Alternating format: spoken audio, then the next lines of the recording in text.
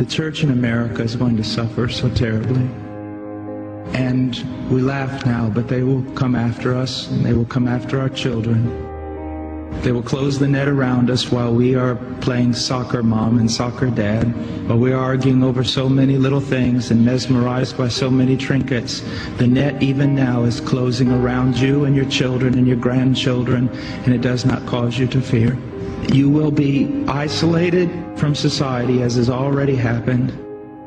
Anyone who tries to run for office who actually believes the Bible will be considered a lunatic until finally we are silenced. We will be called things that we're not and persecuted not for being followers of Christ, but for being radical fundamentalists who do not know the true way of Christ, which of course is love and tolerance. You'll go down as the greatest bigots and haters of mankind in history. They've already come after your children, and for most of you, they got them. They got them through the public schools and indoctrination, and the university and indoctrination, and then you wonder why your children come out not serving the Lord. It's because you fed them right into the devil's mouth. So little by little the net is closing around, and then it's not little by little. Look how fast things are going downhill just in a matter of weeks. But at the same time, know this: persecution is always meant for evil, but God always means it for good. And is it not better to suffer in this life, to have an extra weight of glory in heaven? You must settle this in your mind. This is the one thing I want to say over and over. Down through history, you have a wrong idea of martyrdom and persecution. You think that these men were persecuted and martyred for their sincere faith in Jesus Christ. That was the real reason, but no one heard that publicly. They were martyred, and they were persecuted as enemies of the state, as bigots, as narrow-minded, stupid people who had fallen for a ruse and can contribute nothing to society. Your suffering will not be noble. So your mind must be filled with the Word of God when all people persecute you and turn on you. This is no game. You want revival and awakening, but know this: for the most part, great awakenings have come only preceding great national catastrophes or the persecution of the church. I believe God is bringing a great awakening, but I believe that He is raising up young men who are strong in trust in the providence of God to be able to wade through the hell that's going to break loose on us. And it will be on us before we even recognize it. Unless in God's providence, He is not done. He is not done.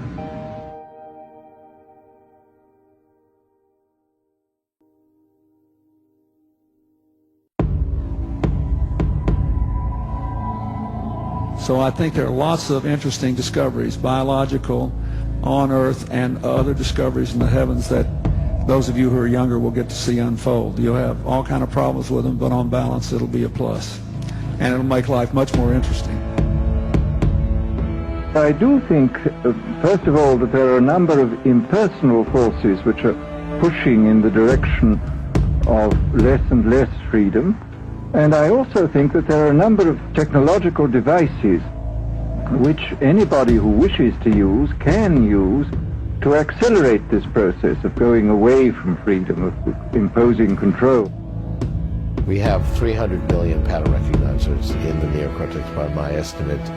That hierarchy we build ourselves, each of these pattern recognizers is capable of connecting itself to other neocortexes. To build this hierarchy, we build that hierarchy from the moment we're born or before that. We're going to put these gateways, this is a gateway to the cloud. We're going to put gateways to the cloud in our brains and have more than 300 million.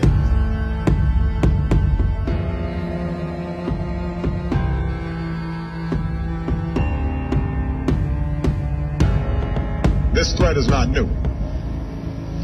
But technology and the internet increase its frequency and, in some cases, its lethality. Today, a person can consume hateful propaganda, commit themselves to a violent agenda, and learn how to kill without leaving their home.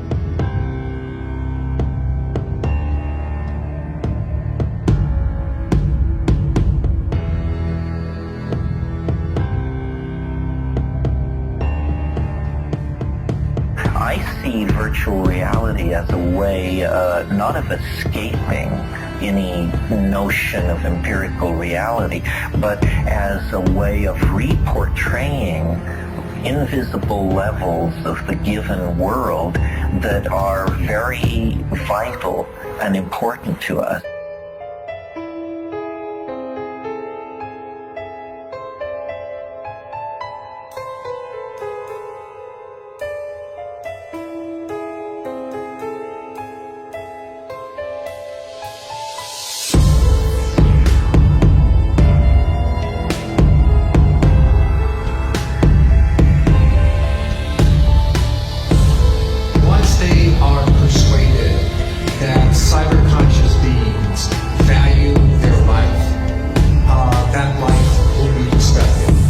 Go back to alchemy. Alchemy taught that the philosopher's stone was a literal elixir of life. Well, lo and behold, what they are searching for is quite literally the philosopher's stone.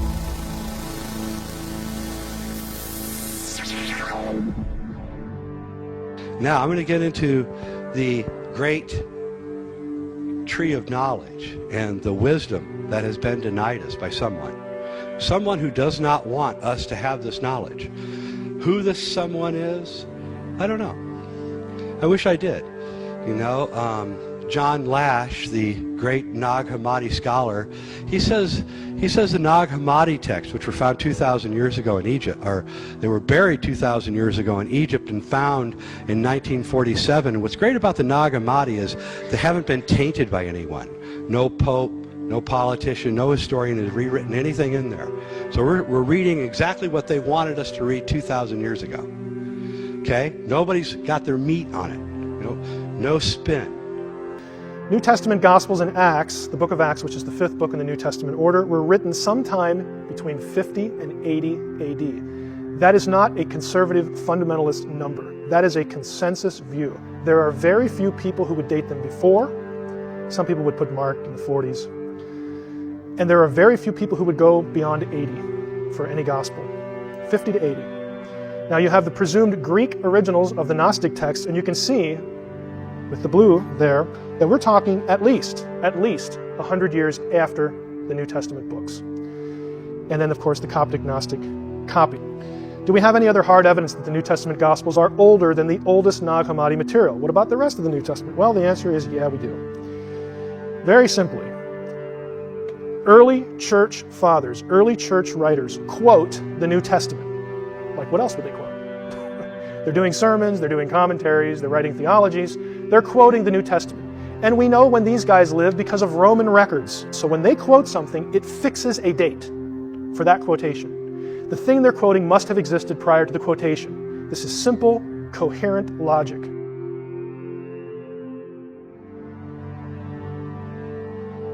You see a pattern emerging? What I'm going to do here is I'm going to go through every book of the New Testament. Every book of the New Testament is quoted in a source earlier than the oldest Gnostic material at all. Every one of them, without exception. Every book in the New Testament is quoted by somebody before any Gnostic gospel was written.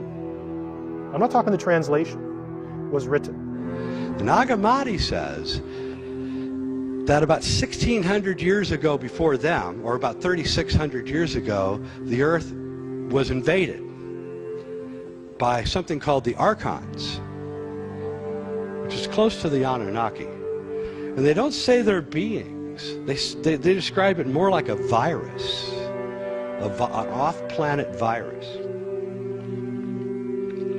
And these Archons came, and what these Archons are is they do not possess the divine essence that we possess. And they're really jealous of us for that.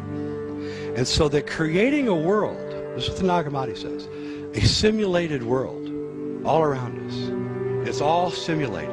And what it is, it's trying to show that they can create everything that the God has created, the beautiful earth and the flowers and everything. They can do just as good a job as nature can do, only they do it fake. And the point of the archons, according to Nag Hammadi, is to make you think that their reality is the reality, not the real reality. So I suspect that's who told us we can't have the fruit of the tree of knowledge. Because once you understand what is going on here, you can free yourself of the archons.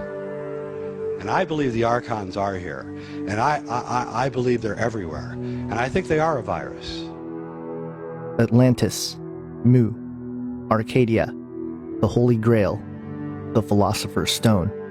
They all share a similar fable of something lost sought to be regained. According to the ancient mystery religions, the Garden of Eden was not a physical location on Earth, but quite literally a spiritual dimension synonymous to the heavens above. Moreover, it was believed that the sacred stone responsible for the mysterious qualities to mind and matter also came from this enigmatic point in time and space. In Celtic mythology, an immortal named Arthur of Camelot will one day return at some future time from the Isle of Avalon. Avalon in Welsh means apple, giving rise to the false notion that the fruit from the forbidden tree of knowledge, which God forbid Adam and Eve to eat, was in fact an apple. In Greek mythology, Apollo is known as the god of knowledge and light, wisdom and divination, music and medicine, and even prophecy. In the Hellenistic period, he became known as the Titan, god of the sun. His twin sister Artemis was known as Selene, or the moon goddess. The book of Acts mentions what the city of Ephesus believed to be the origin of Artemis. Quote, "And when the town clerk had quieted the crowd, he said, 'Men of Ephesus, who is there who does not know that the city of the Ephesians is temple keeper of the great Artemis, and of the sacred stone that fell from the sky?'" The Muslim Kaaba stone is yet another creation myth that mentions a sacred stone which fell from heaven to earth. The stone was thought to be a fragment of the first paradise. Islamic author Ibn Abbas states, quote, "Muhammad said, 'Indeed, the Islamic teaching of the origin of Adam say that the paradise in which he lived and was subsequently expelled was not even on the earth.'" According to historian Rundle Clark, the Egyptian creation myth mentions a stone that fell from heaven called the Benben stone. This stone was believed to bring the vital essence of life from what is called the Isle of Fire. In the Egyptian Book of the Dead, believed to have been written by Thoth, the father of alchemy, tells of the place where the life essence of humanity originates, Neter Kurt, which means island or mountain of God. The mysterious regenerative qualities of the stone have also been long associated with the rising phoenix, which has its connections with the ancient city of Phoenicia, otherwise known as Sidon or Tyre. The city of Tyre is mentioned in the book of Isaiah, where the king of Tyre is overlaid with the description of Satan, who had fallen from heaven, O Lucifer, son of the morning. It is evident that with this brief survey of ancient creation myths, these occult traditions have forever been the common thread between the practices of esoteric spirituality like alchemy, Hermeticism, and Kabbalah, but also of the secret orders such as the Rosicrucians, Freemasons, and even the Illuminati. The late Christian prophecy author David Flynn summarized, quote, "The common thread within most ancient creation stories was the union of the celestial and terrestrial at a particular time of unparalleled upheaval and change. The marriage of heaven and earth gave birth to the worldwide legends of the gods who descended from the heavens."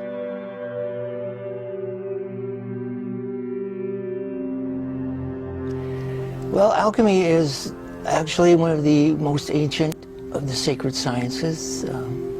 Its origins are stretching far back into history. In the terms of the alchemists themselves, alchemy was the transformation and transmutation of metals. But in a broader sense, this transformation takes place on all different levels, not just a physical level, but mental and spiritual levels, and not just for metals, but for all creatures. All of creation is going through this process of transformation. One alchemist described alchemy as celestial agriculture. Oh my God.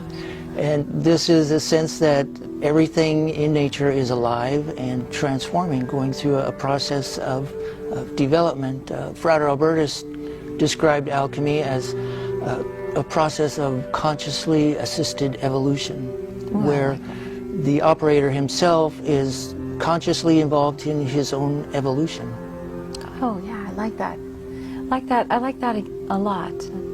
Yeah, it's a lot more than the commonly held belief that it's transmuting base metals into gold. If you look in the dictionary, that's the standard definition for alchemy, turning lead into gold. But there's quite a bit more to it than just that. Mm-hmm. And can you go into a little more depth about the origin of alchemy? The origins of alchemy are lost to history. Most of the scholars will agree that alchemy in the Western tradition began in ancient Egypt, possibly 10, 12,000 years ago. According to ancient legends and stories, even back then, alchemy had a divine origin. There was a race of spiritually ascended people who walked the earth and taught mankind the arts of civilization. And even in ancient times, there were fantastic stories that God taught it to Adam, later to Moses and Abraham. Fallen angels taught it to human women in exchange for sexual favors. And these were in ancient times. In more recent times, it's been proposed that this was a technology that stems from Atlantean technology, that aliens brought it to Earth. But if you follow the thread of history itself, somewhere in ancient Egypt, there was a sacred science. It was called the divine art.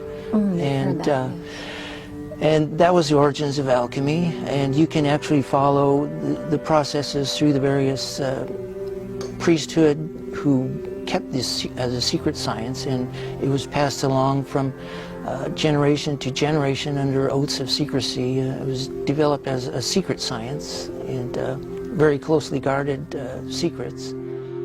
The origin of alchemy is as mysterious as the practice itself, but its influence has been vital to human civilization. Alchemy, through the sacred arts, has been part of ancient Egypt, the mystical Jewish practice of Kabbalah, Zoroastrianism, Gnosticism, mystical factions of Islam, Chinese mysticism, the Knights Templar, Rosicrucians, the Golden Dawn, and even the Illuminati. Up until philosophical materialism became the main proponent of the scientific worldview, alchemy, as a main branch of the Hermetic arts, was the foundation for all scientific and technological inquiry. In fact, it is through the philosophical tradition of Hermeticism that inspired many scientific and technological breakthroughs throughout recorded human history.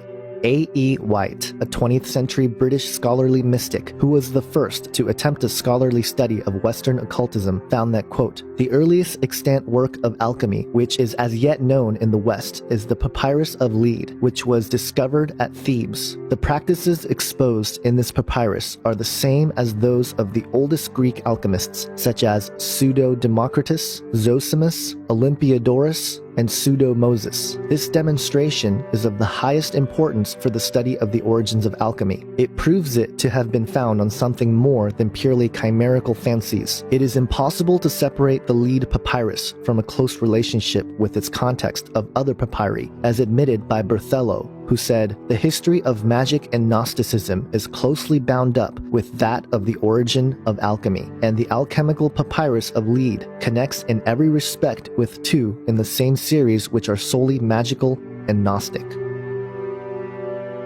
It's interesting, though, we now know for sure from declassified Central Intelligence Agency documents that Jerry Garcia was working for the CIA. Absolutely. Spreading all this LSD and drugs to everybody, encouraging the kids to think about necromancy and communication with the dead, promoting the drug revolution. He was a CIA operative. Yes. Isn't that an amazing thing?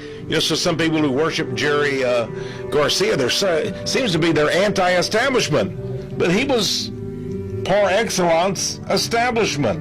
People hate to hear that. What a deceit we have in America today. It is so subtle, and it's all around us. It's like, I mean, the Brotherhood is the filter that the stars rise up through. So here we have Demi Moore, and of course she was a rising star. Yeah. And she just had a Kabbalistic wedding. Yeah, she is a Kabbalist. Well, have a look at this clip. Play this clip, Shag. Always, it seems, something about to blow up around Madonna, which brings us to the latest controversy. Her new documentary, I'm Going to Tell You a Secret. Clearly, her belief in Kabbalah, the study of Jewish mysticism, has deeply affected her. Is the young woman who once so publicly rejected the Catholic faith of her childhood now Jewish? You attend Jewish services now.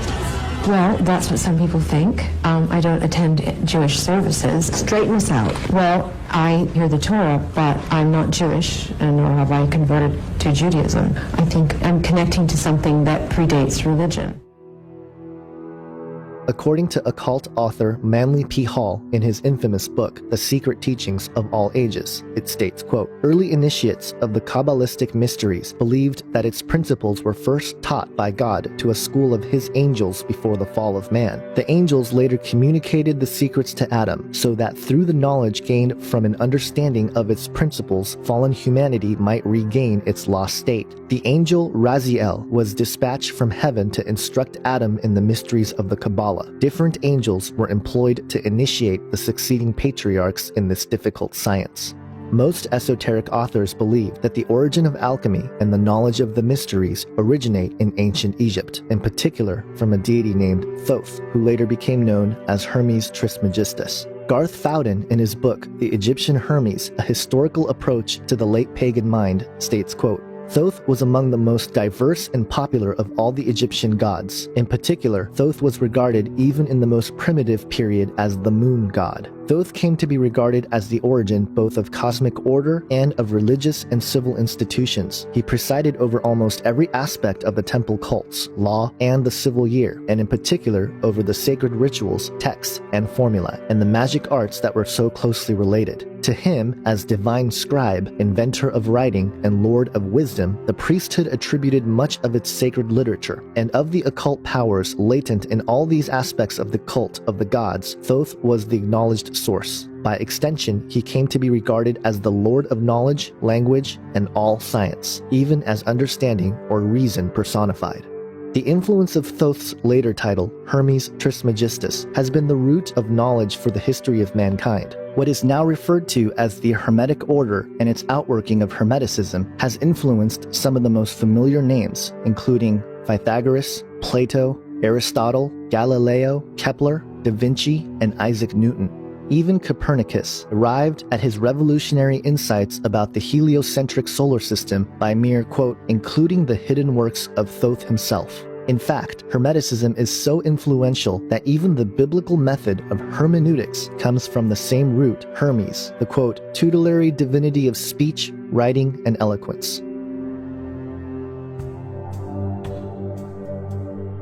In the book of Enoch, we see that 200 Watcher-class angels landed on Mount Hermon in the days of Jared. And among those 200, we are given a series of names, about 21 names. These would be the archons of the 200. These would be the leaders of the 200.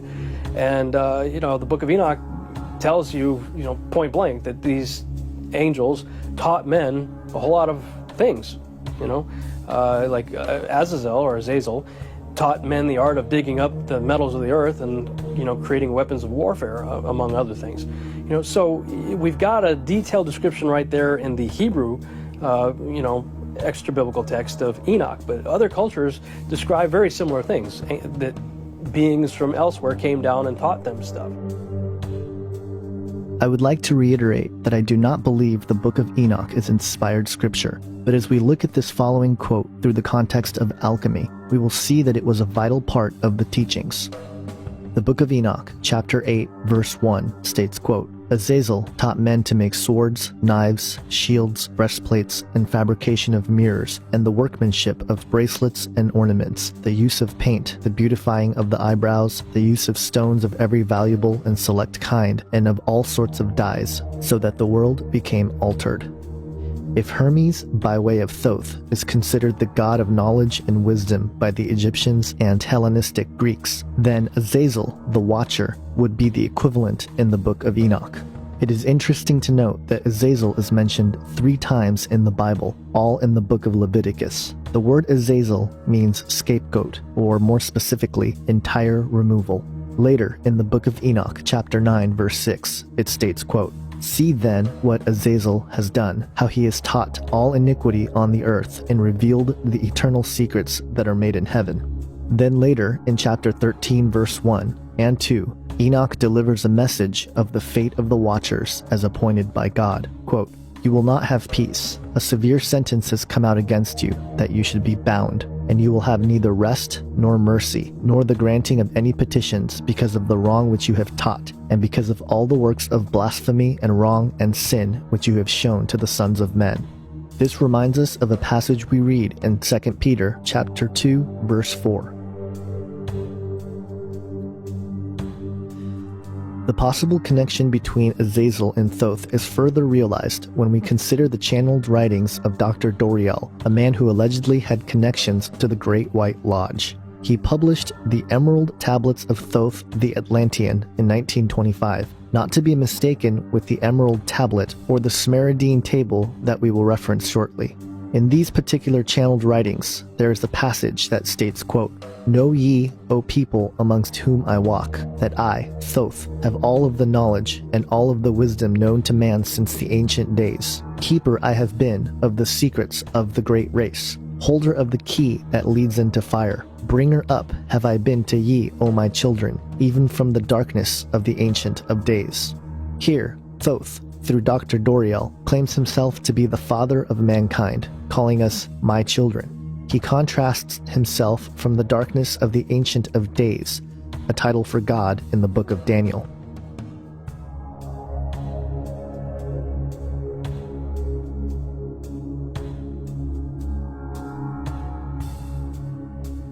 These clues are a dead giveaway of who is actually behind the identity of Thoth, or Azazel. However, the channelings don't end there.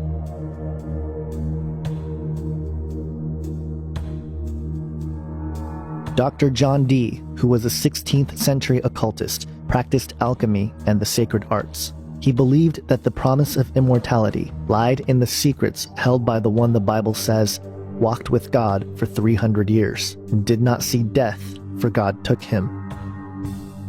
While the Bible emphasizes Enoch's unique faith in God, Dr. John Dee felt that it was Enoch's works that allowed him to walk with God and not see death. It would be a mistake to believe that Enoch's privileges were a result of any kind of magical workings or alchemical spells. So what drove Dr. John Dee to pursue such a lofty goal in the first place? Jeffrey James, an author and journalist who's written for Wired.com, the New York Times, among other mainstream media outlets, published a book called The Enochian Evocation back in 1984. This book was a modern translation of angelic communication originally transcribed by Dr. John Dee and his partner Edward Kelly as they gazed into crystal balls in 1582.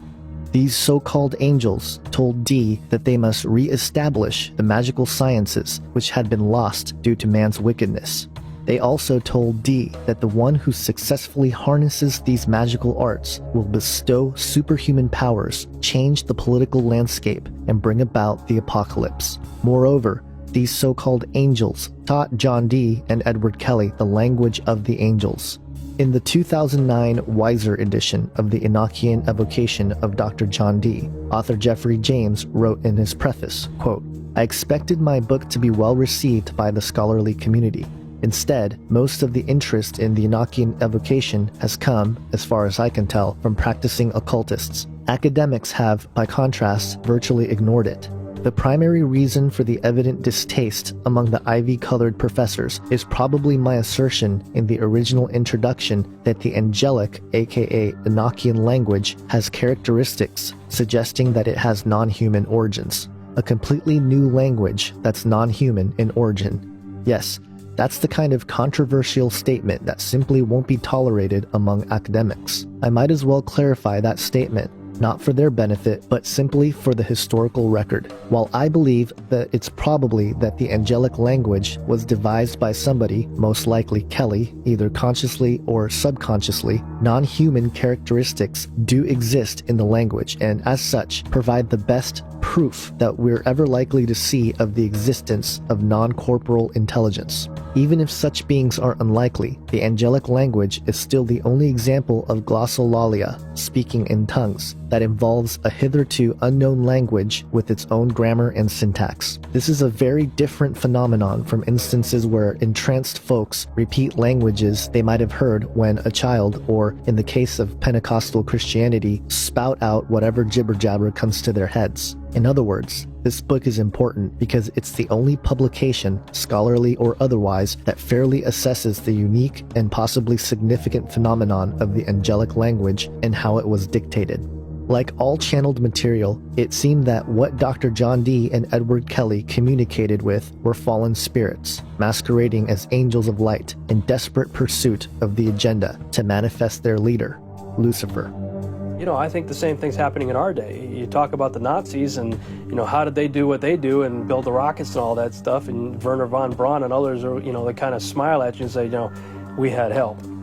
Even Steve Jobs, you know, regarding the computers and stuff like that. You know, these people, they claim to have got inspiration, knowledge, wisdom, whatever, from elsewhere. And of course, you've got, you know, some of the theories that you see in the X-Files, that maybe our government is trading humans for knowledge and technology with the fallen ones. Could be. I mean, how else are we to explain the massive increase in technology, transportation, everything in the 20th century? I mean, we went from essentially a flat line for like 6,000 years. It was, you know, horse and buggy, beasts of burden for 6,000 years. So all of a sudden, planes, trains, automobiles, supposedly putting a man on the moon, sending probes to the farthest reaches of our solar system and beyond, and creating telescopes that could look to the farthest reaches of our universe. How did all that happen in less than 100 years? Unless maybe we had help. If we observe the quickening pace of scientific and technological progress, along with the fact that such books as the Enochian Evocation being republished in our time, we can speculate that these fallen angels have been hard at work and are gaining ground very quickly. Another obscure account of the passing down of alchemical wisdom from spiritual beings is found in a document attributed to the 3rd century AD, but found in the 11th century Codex Marcianus, entitled Isis, the Prophetess to her son Horus. The story is told through Isis, who's approached by an angel desiring sexual relations with her. Quote, "In the course of events and the necessary revolution of the spheres, and after a certain passing of the Chairoi, one of the angels who reside in the first firmament saw me from above and wanted to unite with me. He advanced, intending to arrive at his goal, but I refused to yield, wanting to learn from him the preparation of gold and silver. The next day, a greater angel named Amnael, who was identified with a mark on his forehead and a vase that was not covered with pitch, but rather full of transparent water, approached Isis. Isis first yielded to Amnael, asking in exchange for the knowledge of alchemy. Quote, "And when he delayed to answer, I did not yield a bit, but I resisted his desire until he let me see the sign which he had on his head, and transmitted to me without reserve and with sincerity the mysteries that I sought. At last, he showed me the sign and began the revelation of the mysteries. Offering oaths, he expressed himself this way. I adjure you to heaven, earth, light, and darkness. I adjure you by fire, water, air, and earth. I adjure you by the height of the heaven, by the depth of the earth and of Tartarus. I adjure you by Hermes, by Anubis, by the roaring of Kerberos, by the serpent who guards the temple. I adjure you by the ferry and by the boatmen of the Acheron. I adjure you by the 3 fates, by the Furies, and by the sword." Amnael then warns Isis never to reveal the mysteries that were given except to her son Horus. What is alarming about this ancient account is that it is not unique to antiquity. Today, there are people who have publicly claimed to have sexual relations with angelic entities. Stephanie Cohen. Stephanie claims that she is often visited by aliens who help to guide her through life. Not only does she claim aliens sneak into her room at night, she also says that she has sex with them and has out-of-this-world orgasms. Professor Chris French, however, believes there is a rational explanation, and welcome to you both. This is utterly fascinating, and we should say to Stephanie, we're glad to have you here this morning because as you've been in this morning talking to us, last night, you travelled out to the solar system. Where did you go and how did you get there? My group, I call them Team Spirit, and we have a UFO, flying saucer. Yeah. And we've got a photo. No, it's not a photo. It's a picture I drew. This is a drawing that you've done, and this is the UFO that you went in. Yeah, sure. We go off to planets within our own solar system, but also to way out into the solar system. Do you go in mind or do you go in body? In mind, because it happens when my physical body is asleep, but my spirit will then leave. Could it be a dream? I mean, would that be what most people call dreaming? A dream is a friendly way of letting you know what you've been doing without scaring you. Or that's what dreams really are, because people would be afraid to actually would be afraid if they were face to face with, say, an alien. So the different species. Let's talk about them. These different beings. You say that there are cat people. There are reptilians.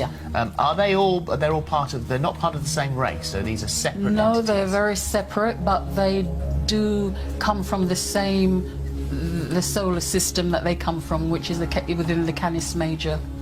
So that's where they originate. Yeah, they're different planets within the Canis Major system. So you, I assume, have seen life and other civilizations on other planets. Yeah. And how prolific is life in the universe? When you look up at the stars at night, that's how prolific it is. Who is Ian the Octopus Man? Yeah, he's an octopus man. He stays quite close to me, sort of like a spirit kind of boyfriend, but not really boyfriend. I don't call it boyfriend, just a good spirit friend. And he happens to be from the octopus race. I mean, all of them indulge in insects, but particularly the cat people are extremely highly charged sexually. It's part of our culture, the cat people culture. If they're here now, and one of the greatest things, one of the greatest revelations for mankind would be one of these beings to manifest themselves right behind me now, why don't they show themselves? Because then they're not into showing off. They're very quite reserved in themselves.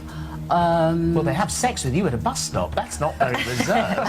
No. What I mean is they don't show themselves to the world like that.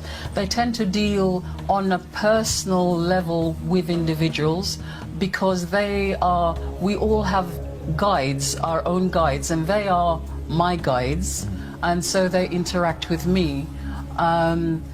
If you wanted to see them, they would do that through your guides. Or your guides would allow them to come through so that you can see them. Go on. But you had sex with a dead person. Well, I had the dead person, the spirit came back and made love to me. And this is not an isolated incident. I can't tell you how many widows have written me, have called me, have thanked me for actually talking about this subject and writing about it with such candor and honesty. And as I was writing about it, I couldn't believe I was writing it, but I thought, you know what, somebody's got to talk about this. These experiences are nothing more than the demonic entities taking advantage of humans at their most vulnerable moments, sleep. The male demons who seek sexual relations with human women are called incubus, while the female demons are called succubus. The earliest mention of demons or spirits mating with humans is found in the Sumerian account of what is called the Sumerian King List. There, a demigod named Gilgamesh is said to be fathered by Lilu, which means spirit or demon. If you or someone you know are having such experiences, as positive as they may appear to be, please strongly consider the words of 1 John 4:1.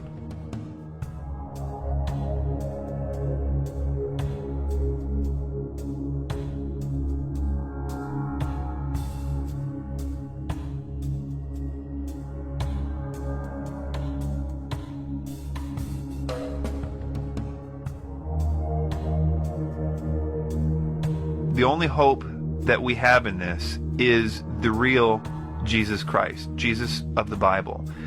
He's the only thing in the world that these beings are afraid of, and they are more than a little afraid of him. They are terrified of him. They shake, they tremble, they know that he has the authority to destroy them, and that he ultimately will destroy them. They are extremely conscious of this fact. You can see this in the Bible as well. Mark is a great book of the Bible. The first chapter talks about Jesus casts a demon out of a person that says, have you come to destroy us before our appointed time? That's what the demonic voice is saying. And later on in Mark chapter 5, we see that these beings are again terrified of him. They beg him, don't send us to the abyss. Jesus is our only hope in this, not just to scare these beings or to make them stop what they're doing, but also because he is the only way to essentially repair these doors. We can stop doing whatever we're doing, but it's not going to repair the doors. The protection barrier that we've destroyed or are slowly destroying, that's not going to just get better if you leave it alone. But he has the power to also restore that, and that is through an actual, real, supernatural Christianity. And I say it that way because a lot of people think Christianity is just sort of rules that you follow. But Christianity is a supernatural thing that happens to a person that changes their heart. It's no longer a chore to want to do good and to begin to hate evil, because it says that if any man is in Christ, he's a new creature. Old things pass away, all things become new. And that was something that happened in my life. It was something that I wasn't expecting. I thought Christianity was a bunch of rules.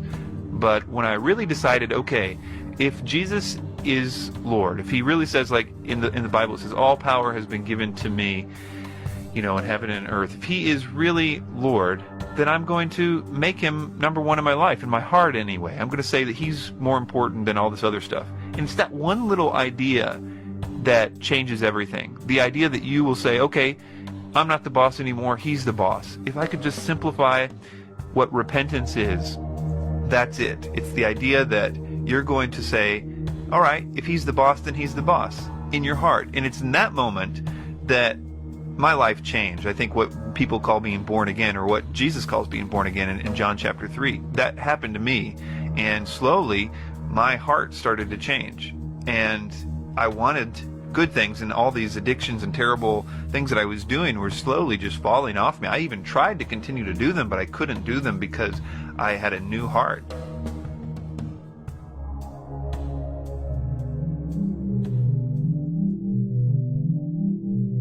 Israel Regardie, a 20th century French occultist and writer who was Aleister Crowley's personal secretary and transcriptionist, wrote about alchemy in a document entitled The Philosopher's Stone, Spiritual Alchemy, Psychology, and Ritual Magic.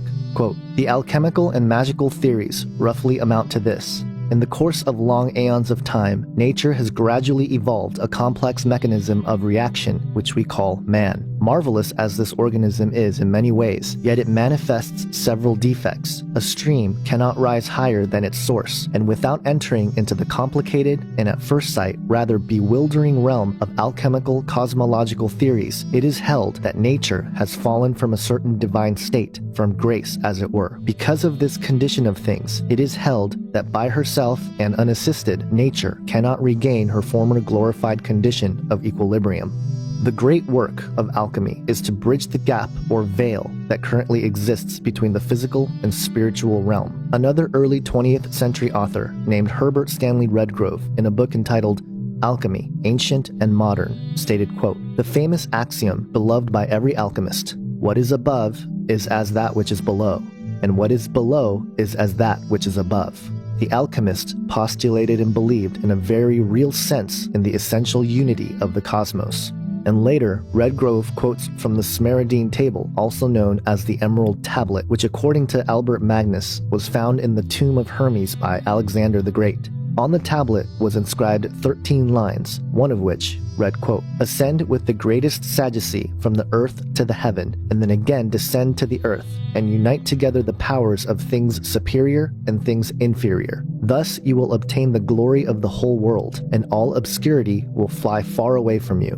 What's fascinating is that the Bible is consistent with this idea that heaven and earth were once together.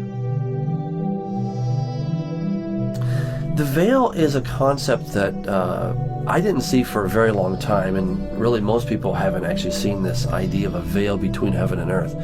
But I began to discover it when I looked in Revelation chapter 6, and it says that the heavens are going to recede like a scroll. And Isaiah 34:4, it says the same thing, that the heavens will recede like a scroll. And I kept thinking, what does that mean? Does this mean that the sun, moon, and stars are going to somehow just shrink right up and they're going to go away? Are they going to get wrapped up in what's left, you know? But then I went back and I saw in Scripture in Ezekiel chapter 1, where he says that he was sitting by the river Chebar in Babylon, and he saw the heavens opened, and he saw visions of God.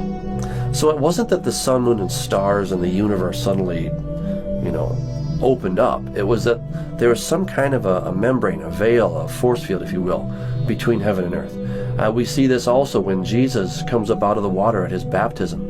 It says that the heavens were opened and the Holy Spirit descended like a dove. And a voice was heard from heaven saying, "This is my Son in whom I am well pleased." Stephen, when he's being stoned, he saw the heavens opened and he saw Jesus up there, not far away, mind you. And then John in the book of Revelation saw the heavens open. Now, at another place in 2 Kings chapter 6, Elisha and his servant wake up one morning and they find the Syrians have surrounded them. And Elisha's not worried, but his servant is. And Elisha prays, "Lord, I pray that you'd open the young man's eyes that he might see." And the Lord does. And then he's able to see horses and chariots of fire all around. Well, that's because his eyes were open. He could finally see through this barrier, whatever we want to call it. But I think veil is a good term for that, because we have in Isaiah chapter 25, he says, "On this mountain God will swallow up the covering that covers all people and the veil that is over all nations." So he's going to take away this veil. Even in Isaiah 64, Isaiah says, "Oh, that you would rend the heavens and come down." Now the word there, rend, it means literally to break, to tear. Well, how do you tear the heavens? I mean, what does that mean? Again, are we talking where the sun, moon, and stars exist? Is that the thing that we're talking about tearing? No, it's not talking about that at all. It's the same thing where the heavens were opened for Ezekiel, where the heavens were opened for Stephen. That is what he's talking about, tearing. Now, let's go, by way of analogy, let's go to the tabernacle. God told Moses to carefully follow the instructions given him, because the tabernacle was a copy of the heavenly tabernacle. So we can now look at the earthly tabernacle to get a very good idea of what the heavenly tabernacle is like. Well, there's an outer gate that separates just, everybody, the animals, everything, the riffraff outside from this now holy place. And then in there you have the altar, you have the lavers where they would wash, and then you have the smaller structure, and in there you have the holy place, and then you have the most holy place, or the Holy of Holies. So there's an outer gate, an outer veil, and then there's an inner gate between the holy place and the Holy of Holies. So there are these two veils. Now, we see that when Jesus was crucified, the veil, the outer veil, mind you, was actually torn. Not the inner veil, but the outer veil was actually torn from top to bottom. And that is a sign of what is coming. That there's going to be a restoration of all things. Now, it's been done in the legal sense, but it hasn't been done yet in the practical sense. We still don't dwell with God face to face, but we're going to one day. That's God's desire, is that we would live with Him, we'd be able to walk with Him. When God created Adam and Eve there in the garden, God came walking in the cool of the evening. That seems to be that there was no problem doing that until one day Adam sinned, and then he wanted to cover himself. He wanted to hide, because now there was an incompatibility between him and God. There was a problem. He tried to cover himself. We will explore the veil in detail later in the film as it pertains to the Tower of Babel, hallucinogenic drugs, and the eventual tearing down of the veil with the return of Jesus Christ. For now, it is important to understand that the goal of alchemy is to gain back what was once lost, not through any means of grace, as the gospel of Jesus Christ teaches, but rather through the works of our own hands. It is this occult spiritual philosophy of regeneration through the enigmatic stone that fell from heaven that lies at the heart of modern scientific and technological progress in pursuit of human immortality.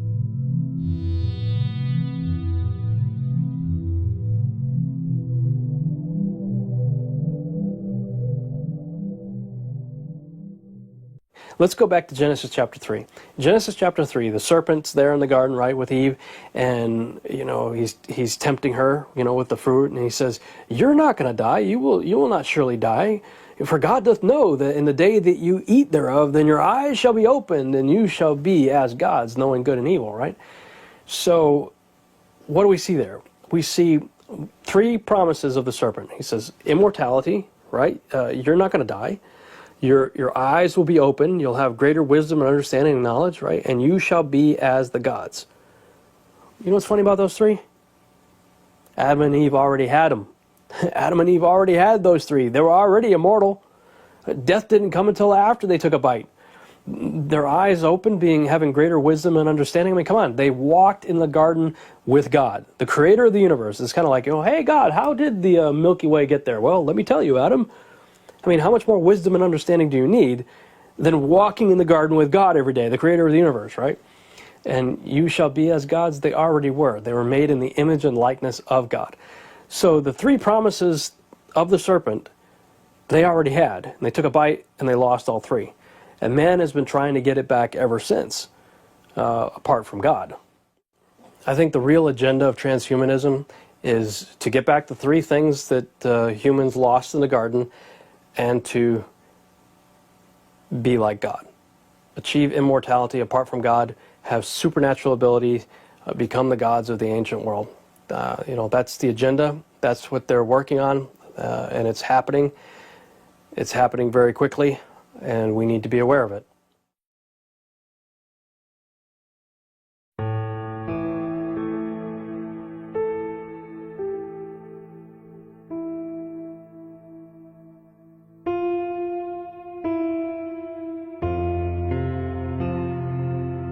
Terence McKenna, who was the scientist who was the originator of time wave theory and novelty theory, and who experimented with DMT and other psychoactive mind-expanding drugs and made contact with the Greys and the ETs and all the rest of them, but then would have to come down off his high and come back to this reality, speculated that in the very near future, via human enhancement, we won't no longer need these psychoactive drugs because we'll alter our brains to put ourselves in contact. It is very important because now we're facing the time where unconscious evolution period has almost finished. And we come to the new era when new period of controlled human evolution can happen. I think that main efforts of their scientists and main technological progress will be concentrated on their making new body for the human being. So the first step is to make human-like robot, which we call avatar, and to make their perfect control system via brain-computer interface. The second step will be to develop their system of human brain life support and to connect it to the avatar, so disabled people and people who are at the edge of dying can enhance their lifespan. And the third one, finally making the artificial brain to which we can transfer the individual consciousness. And we have one more project, which is actually our dream. It is producing hologram-like avatar body. スーパーコンピューターができて、でその中へ人間が入り込むと、こう希望的観測としてね、あるいはそれが嫌な場合は先ほどの人間の肉体があって、で体はこう死ぬいろいろ故障するじゃないですか、だからもう全部機械にしまうと、で脳だけ残すと、でネットとつながると、でスーパーコンピューターにつながってるから頭賢さはですね、知能は人類の1兆倍、ぐらいあるわけですね、でそういう、神のようなね人間にすごい話だなりたい、私はね。これだからなんかね、こう死ぬ時は死ぬでいいかっていうのはどっかあるんですよ。それはね仕方がないからですよ。そうです。これが、ね、死ななくても済むというオプションがあった時にどっち選びます？でもね、そこ迷うとこでね自分の体が運命として受け止めて死んでった方がいいんじゃないかなっていうところありますね。それはね、いやもう今まであらゆる生物が死ななきゃならないという運命を背負ってるからね、それはもう宿命なわけです、だけどカーツワイルはですよ、未来永劫に生きる方法がある、それは分かりませんよ、でもできたとしましょう、ね、どっち選びますかって。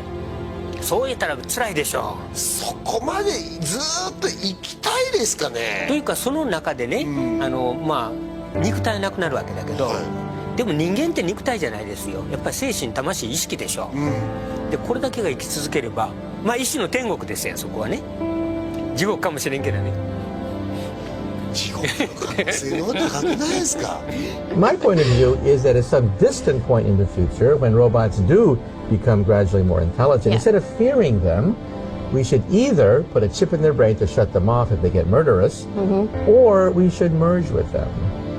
Because our descendants may have a choice. A, get older and older every year and die, or B, wake up in an genetically enhanced body of silicon and glass and live forever.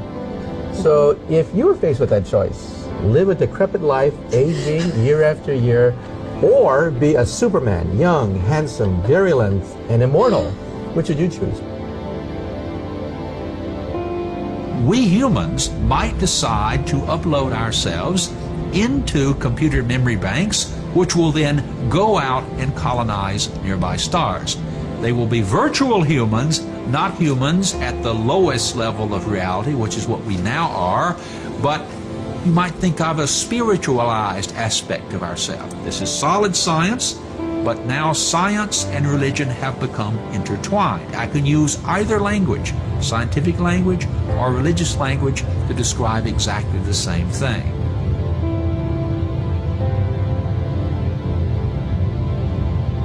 Human beings in the far future will be primarily virtual humans.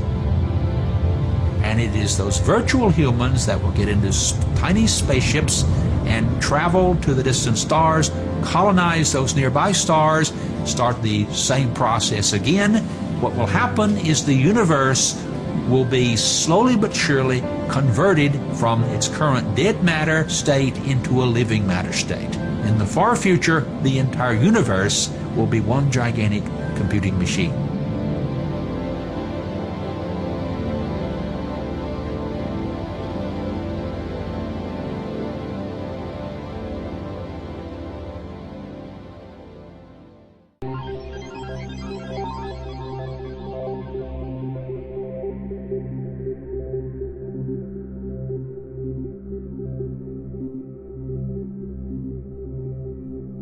In Genesis 3:7, it states, "Then the eyes of both of them were opened, and they realized that they were naked. So they sewed fig leaves together and made coverings for themselves." This act of sewing fig leaves to cover themselves is the first instance we see in the Bible of innovation in an attempt to solve a problem, in this case, the fall of humanity. Ever since the fall, mankind has been working diligently to reverse the effects. This is perhaps why we as humanity are inherent seekers of truth, wisdom, and knowledge, and not automatic possessors of it. But it seems our own efforts, while noble, will never fully restore what we have lost. Later in the chapter, in verse 21, God, quote, made garments of skin for Adam and his wife and clothed them. The understanding here is that it will be God who will restore us, not our own efforts. Furthermore, because garments of skin required the killing of an animal, it was the first example of the consequences of the fallen world, that sustenance requires sacrifice. While there are many trivial problems in the world that machines and advances in science have helped solve, especially in the last 2 centuries, there is a much deeper seated problem found in the heart of man. The Bible calls this problem sin, but in fact, this flaw in humanity is recognized by almost every religion in the world, regardless of what they call it.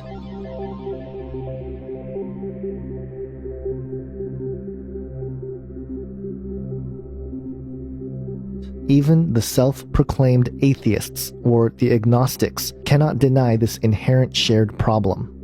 Many in the new atheist camp are quick to blame religion as the root of the problem, yet I would imagine that even if religion were completely wiped out, these inherent problems within the heart of man would persist. In Buddhist philosophy, there are 4 noble truths. The first, dukkha, means dislocation or hindrance from our purpose, and the second, tanha, being desires that are unwanted that hinder us from the true goal of attaining nirvana. These 2 noble truths in Buddhism are very similar to the Christian concept of sin. Similarly, all worldviews share the act of rituals, rules, and regulations prescribed as a means to help us eradicate these flaws and to achieve the transcendence of inherent human nature. The exception to this methodology is biblical Christianity, where it is through the grace of God and the death, burial, and resurrection of Jesus Christ that offers us salvation, not any ritual, rule, or regulation. Modern technology has undoubtedly been the most transformative in all of human history. Many people recognized the transformative potential and power of technology early on in the 19th century when groups like Technocracy Incorporated were formed in an attempt to politicize the technological movement. Hello, I'm Arvid Peterson, and this is the first of a 2-part presentation on technocracy, an alternative social system. Because of the turmoil throughout the world, and because of the uncertainties about the future of North America, it is not surprising that many Americans are becoming quite concerned. The relentless bombardment of conflicting statements that come from our business and financial leaders, the inane rhetoric pouring from the mouths of politicians, and the fragmented bits of news that come from the media all add up to general confusion throughout the land. Fortunately, however, there is a solution to the many problems facing this country and this continent. And the purpose of these discussions is to talk about those problems and to delineate the kind of solution that is needed. To introduce to you the subject science applied to social operations. These programs are not intended to entertain or amuse you, nor are they meant to scare you. We are making a new approach. It is not political, financial, philosophical, legal, religious, or moral. It is a technological approach. Technocracy is the scientific answer to America's social problems. The Zeitgeist movement has pushed the Venus Project, which is essentially a technocratic utopia maintained by machines that will produce goods and services to the needs of humanity. And again, while such a cause is noble, and the film Zeitgeist, Moving Forward, gives its case for why a society built on machine production rather than human labor will solve all the world's problems, it is my firm belief that it will not change the inherent flaws found in the human heart. Abundance does not equal altruism. While technology has given rise to new possibilities, the issue of abusing this power still remains. In fact, the advent of a world government and a world economic system are predicated on the advancement of technology. Can a microscopic tag be implanted in a person's body to track his every movement? There's actual discussion about that. We propose that everybody, every American, citizen, legal immigrant gets a non-forgeable employment card, a national employment card. It has a little chip in there that you can't forge that matches the retina of your eye. Now, every employer would have to swipe the card through a little machine like a credit card machine. When someone applied for a job, it would have their picture on it, of course. And if the computer said they're a citizen, I got it, or they're Senator. I got it. I think I got it. But here's the other part. If the employer doesn't swipe the card or hires him anyway, first time, a $50,000 fine, second time, jail. It will cut illegal immigrants, and then the Baileys will be willing to accept lots of legal immigrants who we need in this country. Have you ever gone shopping or loaded up your cart with food or clothing and then get to the checkout line and find out you've left your wallet in the car? Well, tonight we'll show you the technology that makes it simple to just touch and go. It's sci-fi technology that's about to enter the checkout lane, all in the name of speed and convenience. You'll be able to buy anything from bread to beer if you agree to give the store your ultimate identity. Once you have your groceries scanned, now what do? You punch in your PIN number, touch your index finger to the image reader, and you've paid in about 3 seconds, all with the touch of your fingertip. It's called biometrics, an automated way to recognize you based on your unique biological characteristics. Each person's fingerprint is a unique identifier, not biologically duplicated anywhere else in the world. Well, Big Brother will now be taught at a school near you. Across the country, schools are finding ways to track and monitor students inside and outside the classroom. The techniques range from chips embedded in school ID cards to GPS systems installed in computers tracking students' every move to actual surveillance cameras. And it's happening in Texas. These are the IDs students are required to carry that have tracking trips built right into them, so teachers know where their students are at all times. Well, schools say the measures will help make kids safer, but is it just going too far? If this takes off, they're expecting within like a couple of years to have it advance in Texas and impact around 100,000 students in 122 different schools. And of course, like I said, it's going to be a slippery slope. If we see it working here, it's going to work somewhere else. ID card. Well, what happens next? It's a very good question. You're somewhere else. There's actually, I saw someone saying online that it just prepares students for the real world, where they go enter adulthood and they are constantly monitored. It's not the real world I went to school in. Yeah, but times anyways, are changing, Liz. Times are changing. That much is true. Mismatch between humans and electronics, right? So electronics are boxy and rigid, humans are curvy and soft. That's a mechanical mismatch problem. Well, a researcher at the University of Illinois, his name is Dr. Rogers, what he discovered is that he could use standard CMOS techniques to make islands of high-performance silicon connected by accordion-like structures that would allow it to stretch up to 200% and still be performing. And what he did is he founded a company and they started making electronic tattoos. So I'm wearing one here on my arm. Do we have a camera to get a... This is a developmental system made by MC10, and it has an antenna and some sensors embedded in it. And what we plan to do is work with them to advance a tattoo that could be used for authentication. Now, it may be true that 10 to 20-year-olds don't want to wear a watch on their wrist, but you can be sure that they'll be far more interested in wearing an electronic tattoo, if only to their parents. Right? And that can have a design, right? Because they would certainly want some kind of cool design. Options. And that's something that you wear, but you could also imagine including authentication in just your daily habits. So I take a vitamin every morning. What if I could take vitamin authentication? What? Vitamin authentication. Look, I have one right here. Well, here, I'll let you hold it. Would you like to hold it? I'll hold it. Okay. So this... You guys see it? This pill has a small chip inside of it with a switch. It also has what amounts to an inside-out potato battery. When you swallow it, the acids in your stomach serve as the electrolyte, and they power it up, and the switch goes on and off. And it creates an 18-bit ECG-like signal in your body, and essentially your entire body becomes your authentication token. Yes, this is true. Okay? Okay, but... Okay, so wait. So it's really true. So what this means is that becomes my first superpower. I really want this superpower. It means that my arms are like wires, my hands are like alligator clips. When I touch my phone, my computer, my door, my car, I'm authenticated in. First superpower. Like, I want that. So we're not shipping that right away. Yeah, no. We're not shipping that right away. But it sounds like... this is FDA cleared? So here's the thing. This This is not science fiction. This pill is actually made by a company called Proteus, and they've developed it for medical applications. That pill has been CE stamped and cleared by the FDA. You can take 30 of those per day for the rest of your life. It's a new technology that is unlocking the Pulse password.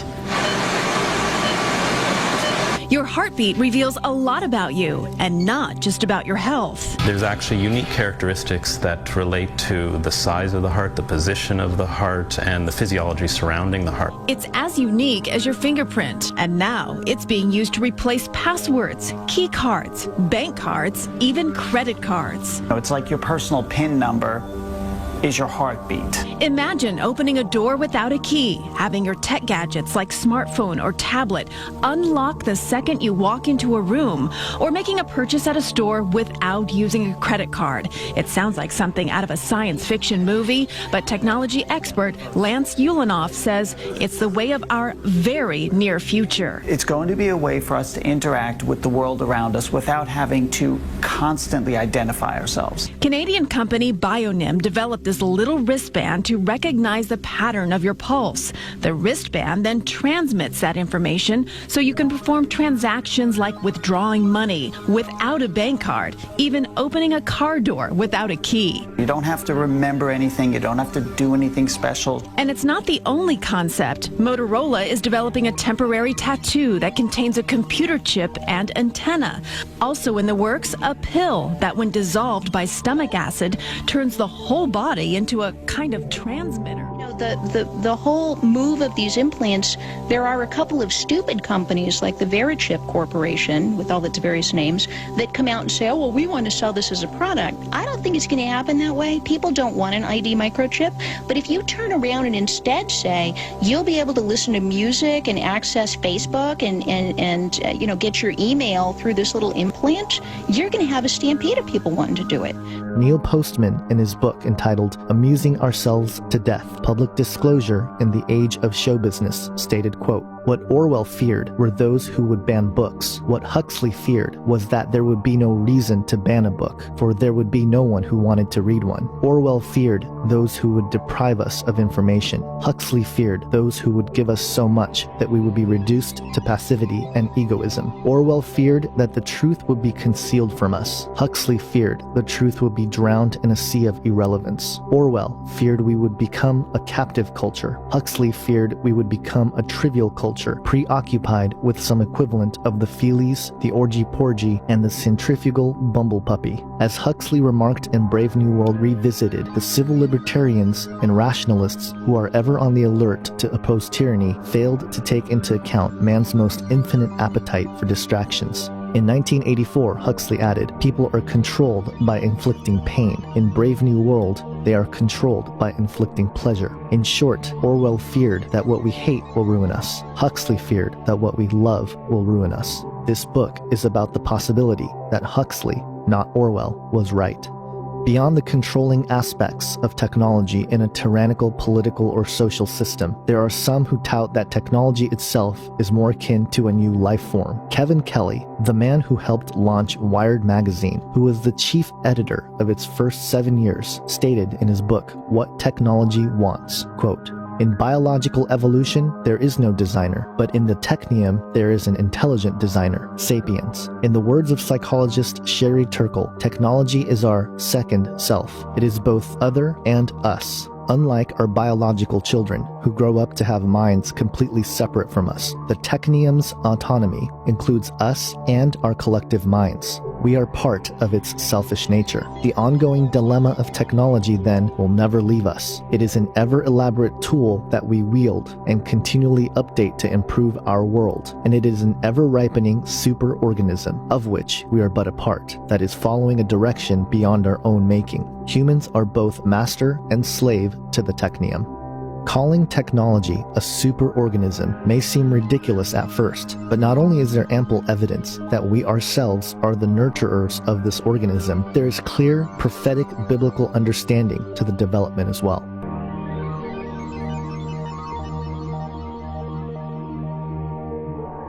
This is a very widespread belief in our society. It's the kind of belief system of people who say, I don't believe in God, I believe in science. It's a belief system which has now been spread to the entire world. But there's a conflict in the heart of science between science as a method of inquiry based on reason, evidence, hypothesis, and collective investigation, and science as a belief system or a worldview. And unfortunately, the worldview aspect of science has come to inhibit and constrict the free inquiry, which is the very lifeblood of the scientific endeavor. Since the late 19th century, science has been conducted under the aspect of a belief system or worldview, which is essentially that of materialism, philosophical materialism. And the sciences are now wholly owned subsidiaries of the materialist worldview. I think that as we break out of it, the sciences will be regenerated. Philip Ashley Fanning, in his book entitled Isaac Newton and the Transmutation of Alchemy, an alternate view of the scientific revolution, stated, quote, "In alchemy, human beings had a method of seeking ultimate truth, and it seems to have worked, at least for a fortunate few. The ancient science enabled its practitioners to probe the deep structures of reality and participate in an ongoing creation of the physical world." Later, Fanning goes on to comment on the Philosopher's Stone, quote, "The so-called medicine of the metals, the stone, was thought able to cure supposed diseases of base metals such as lead and tin, thereby enabling them to the perfect metals, silver and gold. Similarly, it was seen as the elixir of life, able to heal man's ills and postpone death. Most important, the stone can help a person merge with the divine spirit that pervaded the universe, in the process becoming godlike himself, a magus. Alchemists viewed the Philosopher's Stone as the key to all knowledge." Dr. Fred Alan Wolfe, in his book entitled Mind into Matter, A New Alchemy of Science and Spirit, said, quote, "Most modern dictionaries popularly dismiss alchemy as an immature, empirical, and speculative precursor of chemistry, having had as its object of transmutation of base metals into gold. But although chemistry did evolve from alchemy, the two schools of thought never really had much in common. Whereas chemistry deals with scientifically verifiable and objective phenomena, the mysterious doctrine of alchemy pertains to a hidden, subjective, abstract, and higher order of reality. Perceiving and realizing this reality is and was the goal of the alchemist. They call this goal the magnum opus, or great work, absolute realization." Dr. Wolfe goes on to describe his position on modern-day scientific practice, stating, quote, "As smart as we are in the modern world, we apparently can never pass behind the veil which divides the seen from the unseen, except by engaging ourselves in the way appointed by the ancients, the mysteries." Physicist Wolfgang Pauli once put it that scientists went too far in the 17th century when they attempted to make everything understandable strictly as objective science. By denuding the subjective view from any firm ground, much was lost. Modern science has attempted to make the study of the subjective a mere reflection of the objective and reducible science of matter. Some of us, including many scientists, don't agree with the new objective materialism. We believe in our heart of hearts, as did the alchemists that came before us, that something far richer than materialism is responsible for the universe.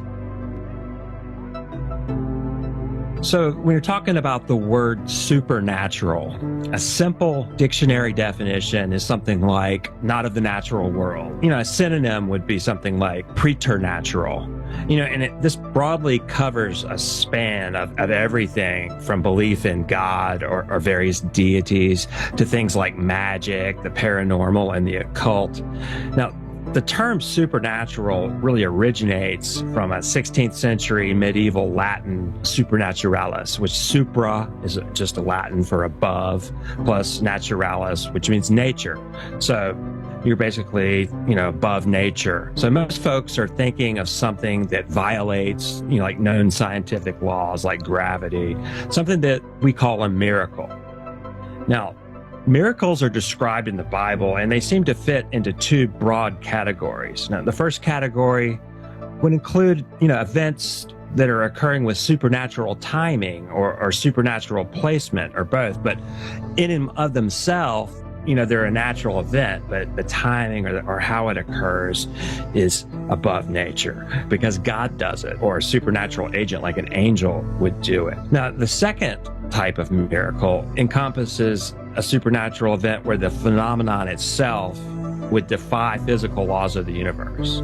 Like in 2 Kings chapter 6, Elisha makes an iron axe head float to the surface of the water.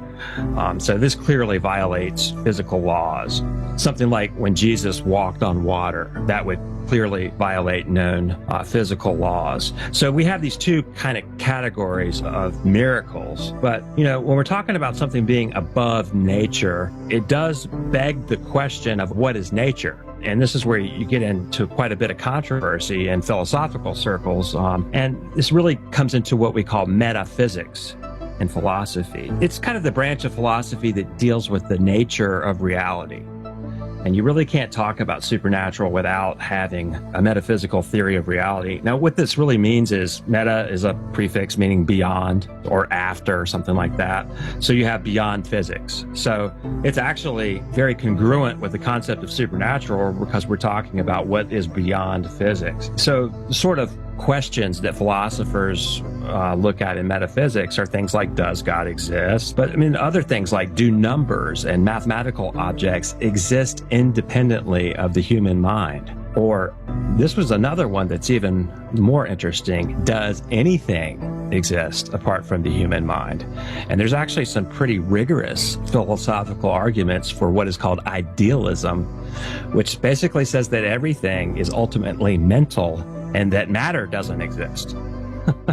But the dominant, metaphysical worldview that's taught in our universities and, in science is reductive materialism or naturalism. And this is the idea that all of reality is explained simply by matter and energy and acting according to the laws of chemistry and physics. However, they don't really have any evidence to make such a broad claim like that. And, I think that naturalism or reductive materialism itself is actually a mythology, mainly perpetrated by secularists and atheists to support their worldview. Now, they have what they call a program of demythologizing religious claims and supernatural claims. They believe that there are no true supernatural spiritual realities, only natural phenomena. And so they assume there must be a natural explanation behind every religious belief or supernatural claim.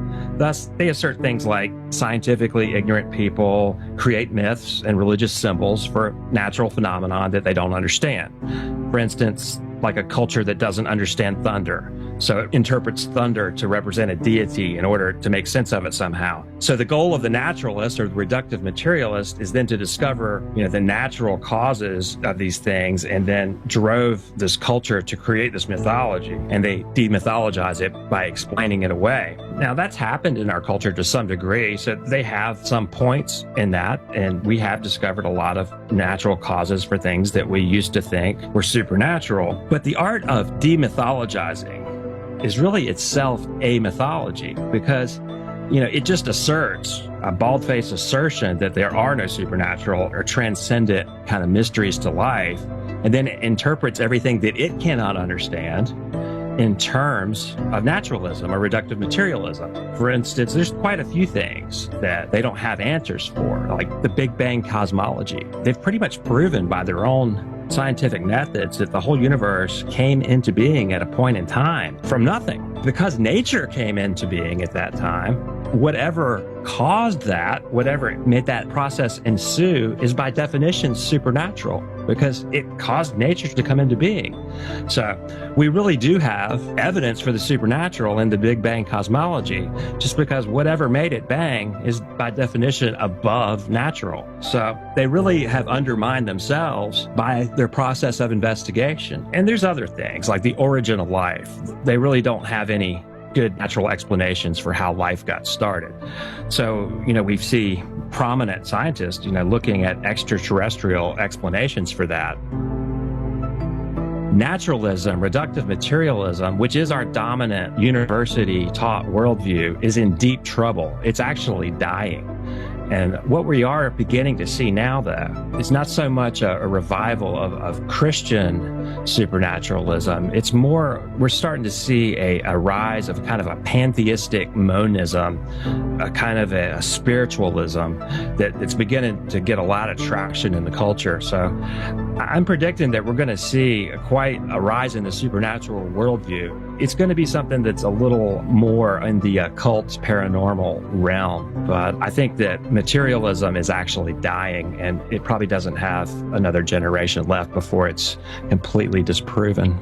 There are several more books that seem to be igniting a metaphysical or spiritual component into the scientific worldview, including Lee Bladon's The Science of Spirituality, integrating science, psychology, philosophy, spirituality, and religion. The Dalai Lama's The Universe in a Single Atom, The Convergence of Science and Spirituality. Dr. Massimo Citro's The Basic Code of the Universe, The Science of the Invisible in Physics, Medicine, and Spirituality. And Dr. Charles Taft's 2009 book, The End of Materialism, How Evidence of the Paranormal is Bringing Science and Spirit Together. When commenting on the book, The End of Materialism, author and doctor Larry Dossey said, quote, "Amid the flurry in science about genes, neurons, and neurotransmitters, another quiet revolution has been building for several decades. It involves a view of consciousness in which the mind is not confined to specific points in space or time, such as the brain, body, and the present. Tart's inspiring majestic image of consciousness will prevail because of two compelling reasons. It is built on good science, and it more fully accounts for who we humans are and how we behave." Let me say very clearly, there is no globalism without the spiritual presence behind it. There is no synchronizing and crystallizing the political, the economic, the military, the environmental, the sciences and technologies without that spiritual presence behind. So if we do not look at the entities behind, yes, they are non-human entities, intelligences, as the Nazis called them. They are alien in the sense that they're not of our physical world, but they're not extraterrestrial. They are extra-dimensional. These are beings that have been around for millennia. They are fallen ones, fallen angels. You can say demons, daemonoia, Satanas, Diablos, ancient serpent, and by the Spirit of God, there's designations given to those entities. Now, those entities, as we've said again and again and again, the scriptures bear out the Greek word metaskizmatai, the ability to morph and the ability to present a front that is acceptable without changing its nature or agenda. Now, that's part of the global deception. That's part of the end-time deception issue. And as Scripture, the Spirit of God has shown us, the broadest, deepest, most controlled, but yet most supernatural deception will be occurring in the last days, a ramping up an evolutionary development to the point of bulging at the seams. The same beings that Himmler was after, the same beings that guided Helena Blavatsky and Alice Bailey in the writings, the same beings that would predict their goal of the transformation, evolution, and alteration of humanity, and bringing about a new era and a world super leader, as defined in the externalization of the hierarchy, is reappearing in what looks like an extraordinary, dazzling, incredible combination of science and spirituality.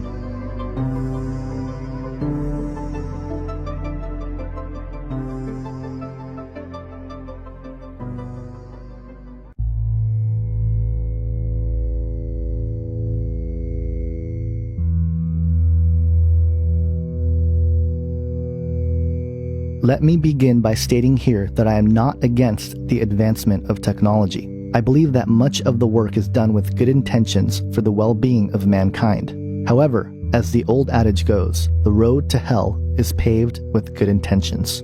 There are in general 4 areas of advancing technologies. These are called GRIN technologies. They stand for genetic, robotic, intelligence, and nanotechnology. Early in the 20th century, we saw the development of what was called eugenics. Eugenics was a social philosophy with the belief that humans could improve their genetic quality by selective control of human breeding and sterilization. The history of eugenics in America has largely been forgotten. For example, eugenics was widely accepted in the U.S. academic community in the early 1900s with financial support from corporations like the Carnegie Institution and the Rockefeller Foundation. Many U.S. states also had laws that allowed eugenics-based sterilization and euthanasia. While today, eugenics is largely remembered as Nazi propaganda, the reality is that it was a major part of American culture. But many believe that the concept of eugenics has gone away and no longer exists, but they are wrong. Eugenics simply goes by another name today. Bill Gates, who of course runs the biggest charitable philanthropic foundation, which is tax-free, the Bill and Melinda Gates Foundation, and I just want to point out, leading into it, they are explicitly in lockstep with the Rockefeller Foundation and completely continuing what has been a century-long saga of eugenics, social engineering, collectivism, and destruction of all independence. They're pushing GMOs in all sectors of the world. You know what's going on domestically. Hopefully you've heard about how they're pushing it into African communities in India, in Latin America. They're destroying local agriculture while forcing people to take food aid or grow GMOs that are destructive to their health. According to all the studies, they're ignoring all the warning signs and putting more and more money behind it, while literally paying propaganda to portray them as our saviors and those who are saving us not only money but lives. Bill Gates pays media to portray him as a saint. And you notice how every article always mentions that he's saving lives, how he's doing something great for the world by pushing and calling to curb population. His famous TED speech, he talked about lowering the world's population by at least 15% with as a key vector for that. And I exposed how NPR, ABC, the London Guardian, BBC, the Alliance for Green Revolution, Gavi, Monsanto, Cargill, all these industries, all these media outlets, all these corporate entities are locked together with the Bill Gates and Rockefeller Foundation to deceive the world, to force dangerous food upon us, and to consolidate, frankly, a staggering, disturbing amount of money. One final note I'll add is that the whole rise of foundations was in response to the outrage over monopolies at the turn of the 20th century. The Rockefellers, the Carnegies, the Harrimans amassed more money than anyone ever had. They monopolized the rail, the oil, and the steel industries. They developed and used antitrust laws to try to strike them down, but they went underground, they went sophisticated, and it was revealed, at least at the time, that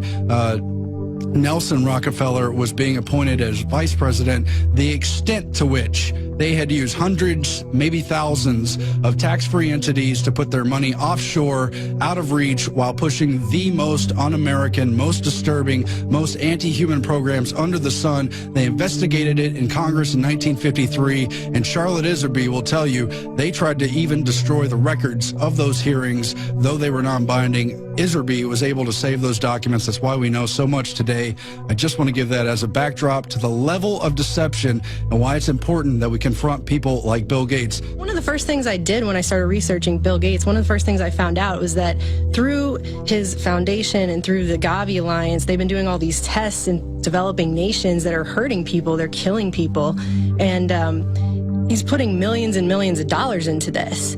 And I even have a quote here that I'm going to read later, but people are wondering, why is it that he's spending so much money on these millions and hundreds of millions of dollars on these that are literally killing children? People in these third world countries are calling it genocide. They're literally running, in some cases, from the in some cases they're killing the people who are sending the Syria and all these countries, they're actually killing them. They're saying they've said on record they think they're coming there to kill their children. And Bill Gates cares so much about these he won't even save the lives of the workers who are dispensing the by withdrawing those programs. He just wants to continue them no matter what. Yeah, he's just going to keep it going. He doesn't care. And it just keeps happening.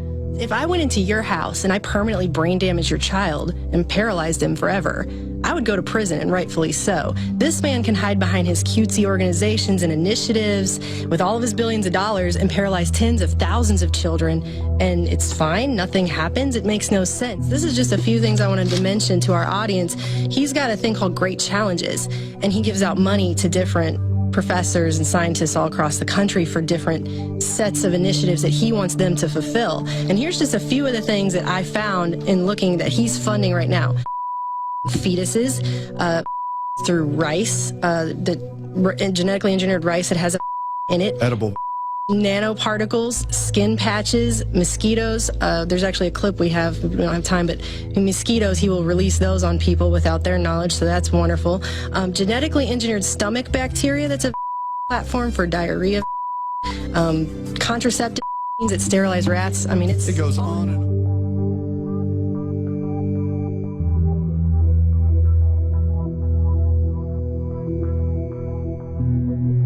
In 1998, Dr. Gregory Pence, professor of philosophy and arts and humanities at the University of Alabama, stated, quote, "Many people love their retrievers and their sunny dispositions around children and adults. Could people be chosen in the same way? Would it be so terrible to allow parents to at least aim for a certain type in the same way that great breeders try to match a breed of dog to the needs of a family?" Bioethicist Arthur Kaplan from the University of Pennsylvania, in an interview with ABC News back in 2000, stated, quote, "Making babies sexually will become rare. Many parents will leap at the chance to make their children smarter, fitter, and prettier. Ethical concerns will be overtaken by the realization that technology simply makes for better children. In a competitive market society, people are going to want to give their kids an edge. They'll slowly get used to the idea that a genetic edge is not greatly different from an environmental edge." Francis Fukuyama of the Institute for Public Policy at George Mason University, and author of The End of History, stated, quote, "Biotechnology will be able to accomplish what the radical ideologies of the past with their unbelievably crude technologies were unable to accomplish, to bring about a new type of human being. Within the next couple generations, we will have definitively finished human history because we will have abolished human beings as such, and then a new post-human history will begin." And finally, Joel Garria, in his book Radical Evolution, The Promise and Peril of Enhancing Our Minds, Our Bodies, and What It Means to Be Human, stated, quote, "The ability to tinker with our genes offers the astounding promise and peril of immortality, which mythically has been the defining difference between gods and mortals. It also offers the possibility of an even greater variety of breeds of human than there is of dogs." The list of organizations and groups working tirelessly for the advancement in various areas of technologies and the conscious evolution of humanity is vast. Alcor Life Extension Foundation, based out of Scottsdale, Arizona, is a nonprofit company advocating and performing cryonics, the preservation of humans in liquid nitrogen after legal death, with the hopes of restoring them in full health in the future when the technology is developed. As of March 31st, 2013, Alcor has 985 members and 117 in cryopreservation. The concept of no longer existing terrifies me. I don't want to just go to sleep and not wake up. I want to actually have a good chance at reanimation and just continuing my existence. I'm an atheist, so I don't believe that there's existence beyond what we have in within the laws of science.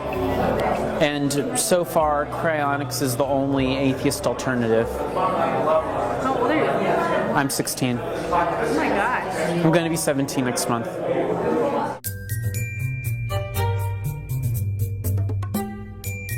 I am Alcor member 2561 Neuro. So are you just going to be frozen for your head? Yes. The benefit of that is, aside from it being cheaper, the procedure for a head only is more pristine and careful than a procedure for a whole body. I mean, I'm signed up for the neuro because I value my brain and I want it to be treated with as much care as possible. And if my body would just be a nuisance, especially if my body is, really there's no point in me having my body if it can just be replaced. About all the suffering and pain? Well, when they have the technology to repair a necrotic person, they'll have the technology to make life infinitely pleasurable. What happens if you're wrong and you spend all this money or you went to all this trouble to preserve yourself and then you just What happens if I'm right and I don't? I wouldn't be able to live with myself if I didn't. When and if the technology is available, and if I just decide not to do it just because there was a chance of the technology not being available, I wouldn't be able to live with myself after the technology does become available, and the rest of my long extended existence would be miserable. So I just take the chance of it not working and try and advocate it as if it was guaranteed to work. I see it as the only science-based religion that exists. I mean, a religion is, to me, the role of a religion is post-mortem closure. So people have their gods like Ganesha and Allah and Jesus. I have Alcor. In order to conduct this research under constitutional integrity, the Uniform Anatomical Gift Act was passed in all 50 states.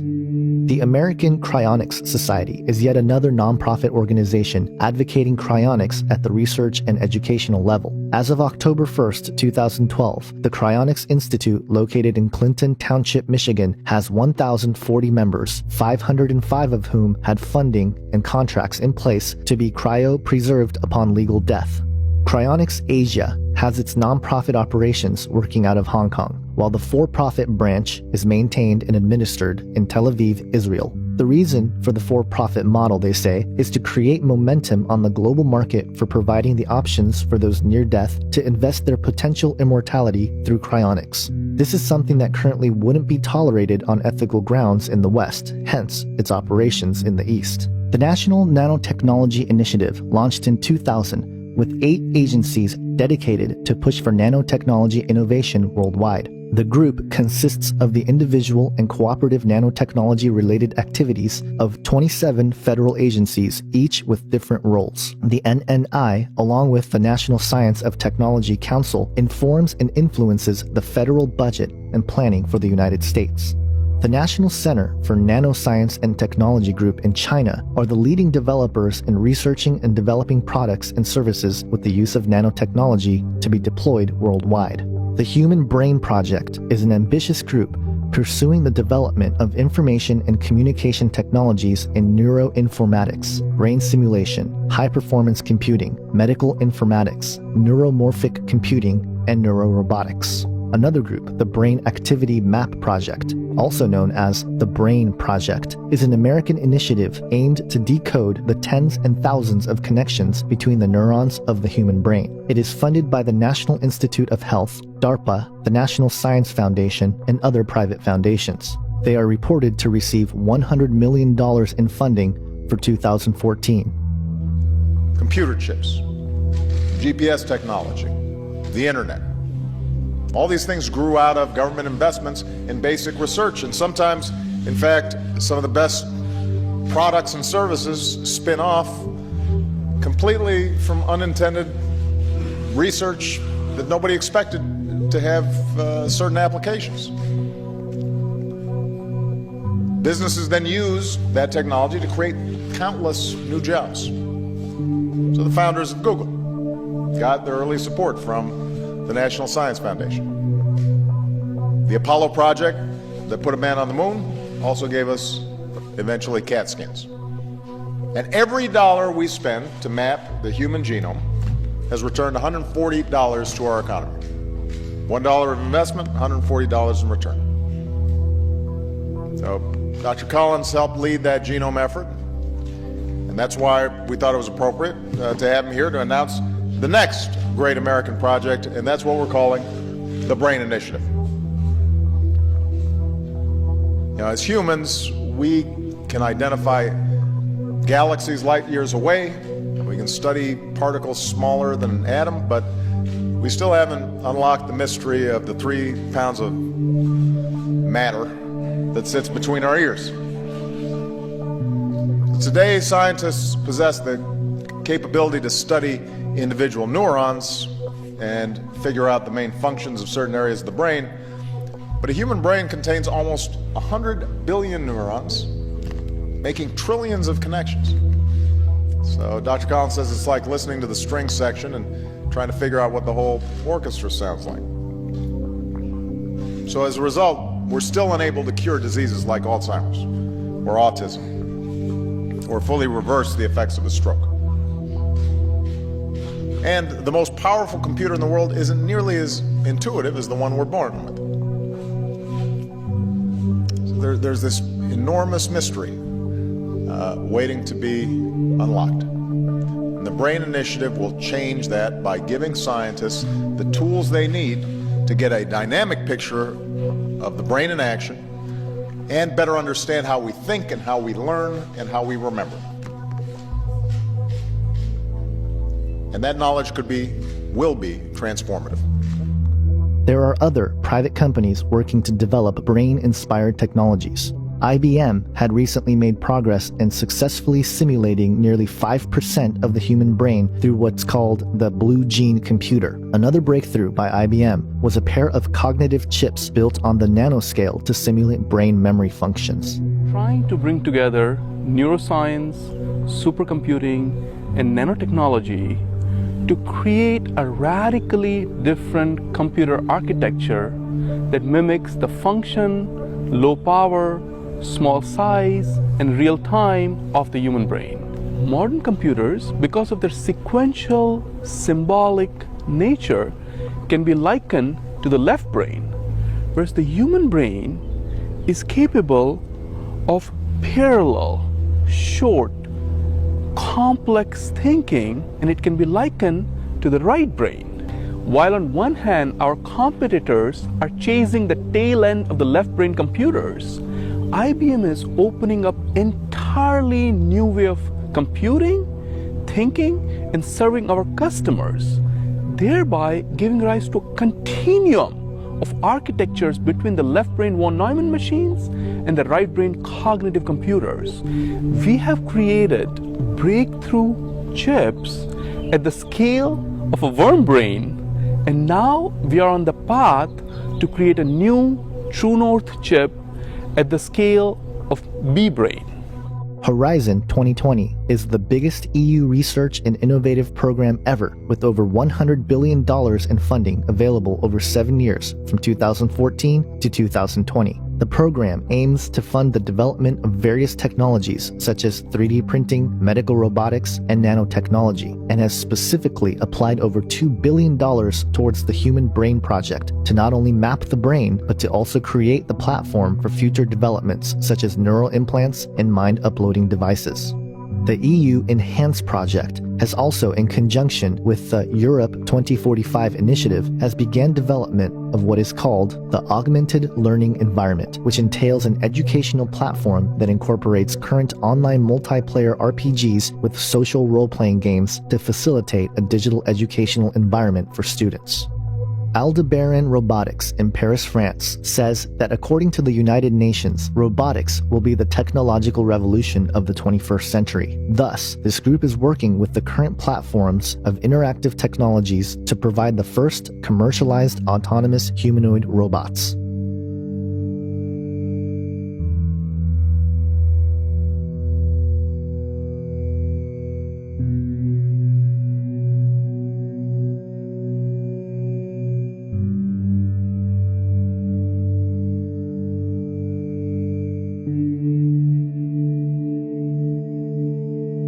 Meet Valkyrie, Valkyrie 1, 6'2", 125 kilograms, superhero robot. We want to get to Mars. Likely NASA will send robots ahead of the astronauts to the planet. These robots will start preparing the way for the human explorers. And when the humans arrive, the robots and the humans will work together in conjunction, building HABs, laying foundation, and just working together in that tight relationship. So technologies such as Valkyrie are going to really lead into the type of robotic systems that will one day be the precursor missions before the astronauts go to Mars.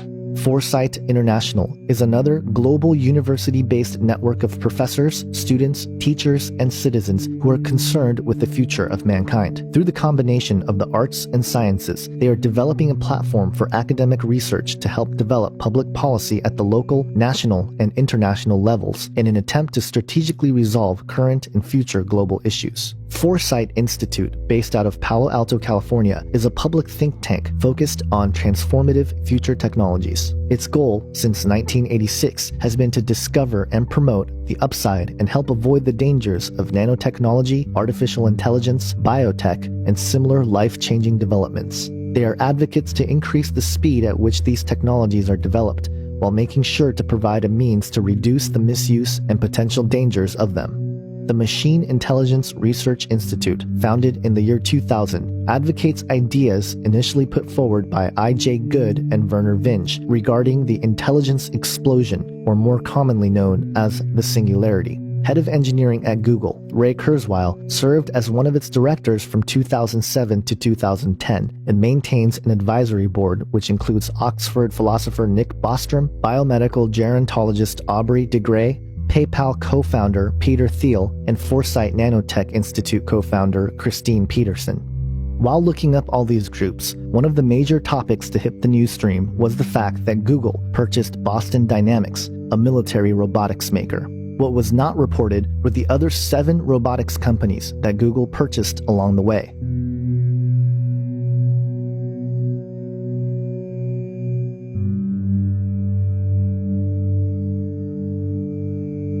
With Ray Kurzweil taking the reins for Google's engineering department, it's quite alarming to see his predictions for the near future, which includes the capacity to reprogram our biology to be free from disease and aging, printing most of our products including clothes and even replacement organs via 3D printing, search engines becoming ever more responsive and intelligent, and the idea that humans will be fully immersed in visual, auditory, virtual environments for social interaction and gameplay.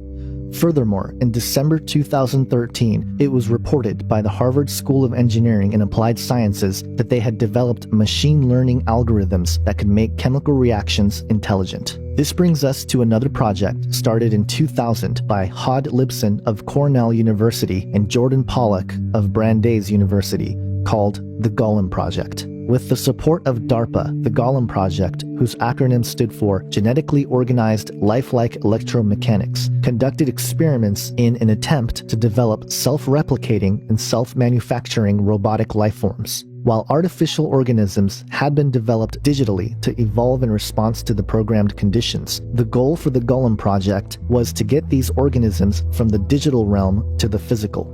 While such projects are available to the public mainstream, one can only speculate as to what may be going on behind closed doors in the laboratories of the deep underground.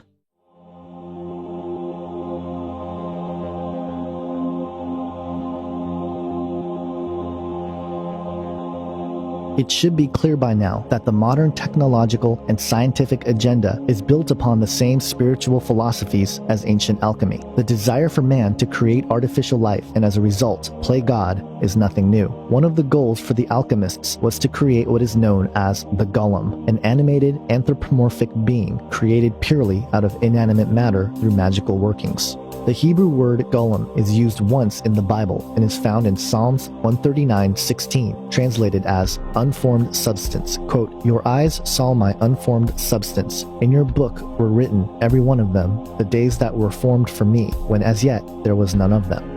According to Talmudic legends, Adam was initially created by God as a golem, or as a body without a soul, for the first 12 hours of his existence. The substance that gave his mindless body a soul was the breath of God. It was at this point that man became the image bearers of God. Quote, "Then the Lord God formed the man of dust from the ground, and breathed into his nostrils the breath of life, and the man became a living soul."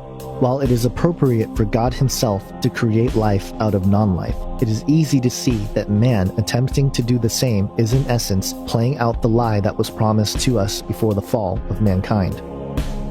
The methods to form a golem were vast and complex, involving everything from meditative techniques, numerological markings, and ritual chanting. There are many Jewish traditions of holy rabbis and sages creating a golem.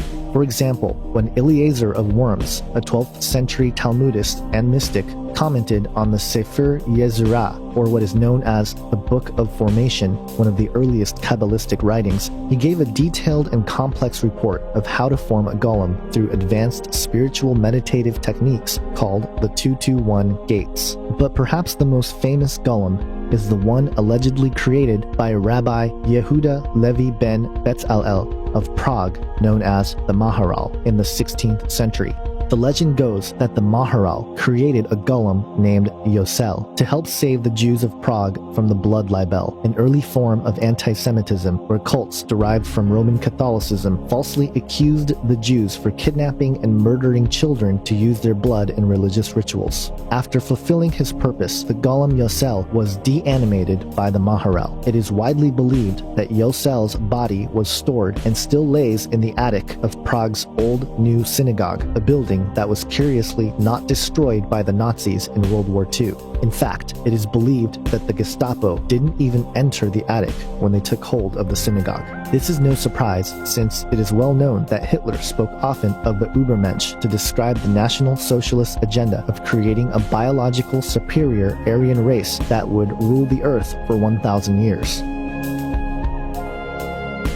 In alchemy, it was the 16th century alchemist and occultist named Paracelsus who described how to create the golem, referred to as the homunculus in alchemical terms. In the Hermetic and Alchemical writings of Paracelsus, he said, quote, "But neither must we by any means forget the generation of homunculi, for there is some truth in this thing, although for a long time it was held in a most occult manner and with secrecy, while there was no little doubt and question among some of the old philosophers whether it was possible to nature and art that a man should be begotten without the female body and the natural womb. In order to accomplish it, you must proceed thus. Let the semen of a man putrefy by itself in a sealed cucurbite with the highest putrefaction until it begins to live, move, and be agitated, which can easily be seen. If now, after this, it be every day nourished and fed cautiously and prudently with the arcanum of human blood and kept for 40 weeks in the perpetual and equal heat, it becomes, thenceforth, a true and living infant, having all the members of a child that is born from a woman, but much smaller. This we call a homunculus, and it should be afterwards educated with the greatest care and zeal until it grows up and begins to display intelligence. Now this is one of the greatest secrets which God has revealed to mortal and fallible man. It is a miracle and marvel of God, an arcanum above arcana, and deserves to be kept secret until the last times, when there shall be nothing hidden, but all things shall be made manifest.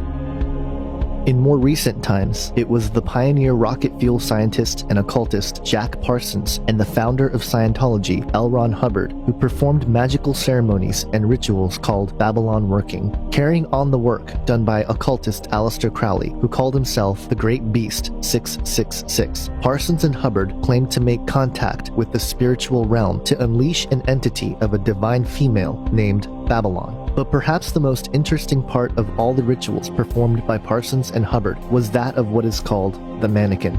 The accounts of the mannequin begins with a huge steel container codenamed Jumbo that accompanied the first atomic bomb explosion on the Trinity site in New Mexico on July 16, 1945. The Brookings Institute released a short explanation of Jumbo in February of 2013, which stated, quote, "As preparations for the first nuclear weapons test, General Leslie Groves, the head of the Manhattan Project, began to worry about what would happen if the test was a failure. With a very limited supply of plutonium then available, a failure could scatter tens of millions of dollars of the precious element across the New Mexico desert. To avoid this problem, a massive steel vessel to contain the explosion was built at a cost of $142 million. Nicknamed Jumbo, the container weighed 214 tons, was 25 feet long, 12 feet wide, and had walls 14 inches thick. According to occult investigators and conspiracy theorists James Shelby Downard and William N. Grimstead, Jumbo contained within it what Aleister Crowley had called the mannequin, an inanimate body which was inundated with nuclear energy, thus producing a real homunculus or golem. Regardless of whether or not the stories of these occult practices to produce soulless life forms are true or not, it doesn't make much difference with what we are facing on the horizon. What we will come to discover is that Satan's grand agenda is to produce his own golem or homunculi out of the human race, so that we might abandon the image of God in exchange for the image of the beast.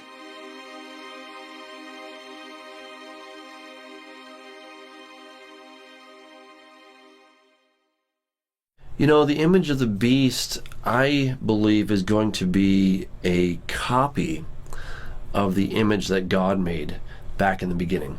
Now, the image that God made in the very beginning was, of course, Adam. So God took the dirt, he formed Adam to both look like himself and to act like himself.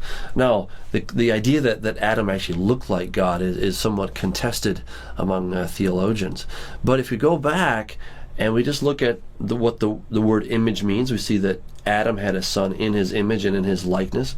We go to, for example, Ezekiel chapter 1, where Ezekiel sees the image of God above this throne, and it says that he looked like Adam. If we go to Daniel chapter 7, we see that the Ancient of Days was seated, and he had his hair, and he's got a form. Moses, Aaron, Nadav, Abihu, and the 70 elders of Israel. So many places where it tells us what God looks like. Even Jesus said, if you've seen me, you've seen the Father. So God does have a form. We are created to look accordingly to that form. We're not obviously the same as God, but we look like God to a lesser extent. And therefore, I think the motto is, anything you can do, I can do better. I think that's Satan's basic idea here, that, you know, he can also create someone in his image and in his likeness. And I think, you know, if we look at it, you have Satan is equivalent to the Father. The Antichrist would be equivalent to Jesus the Son, and then the false prophet would be analogous to the Holy Spirit. So these three in one, as it were, now are going to create someone who is in their image. And I believe that is what the image of the beast is all about. It's now acting as God acted in the beginning to now create a counterfeit, but still someone who is in their own image. And I don't believe that the image of the beast is going to be a real live person. He may look completely real, he may act like a human, but he does not have a soul. And we know that because at the end of all things, when the Antichrist and the false prophet are thrown into the lake of fire, there's no mention of the image of the beast.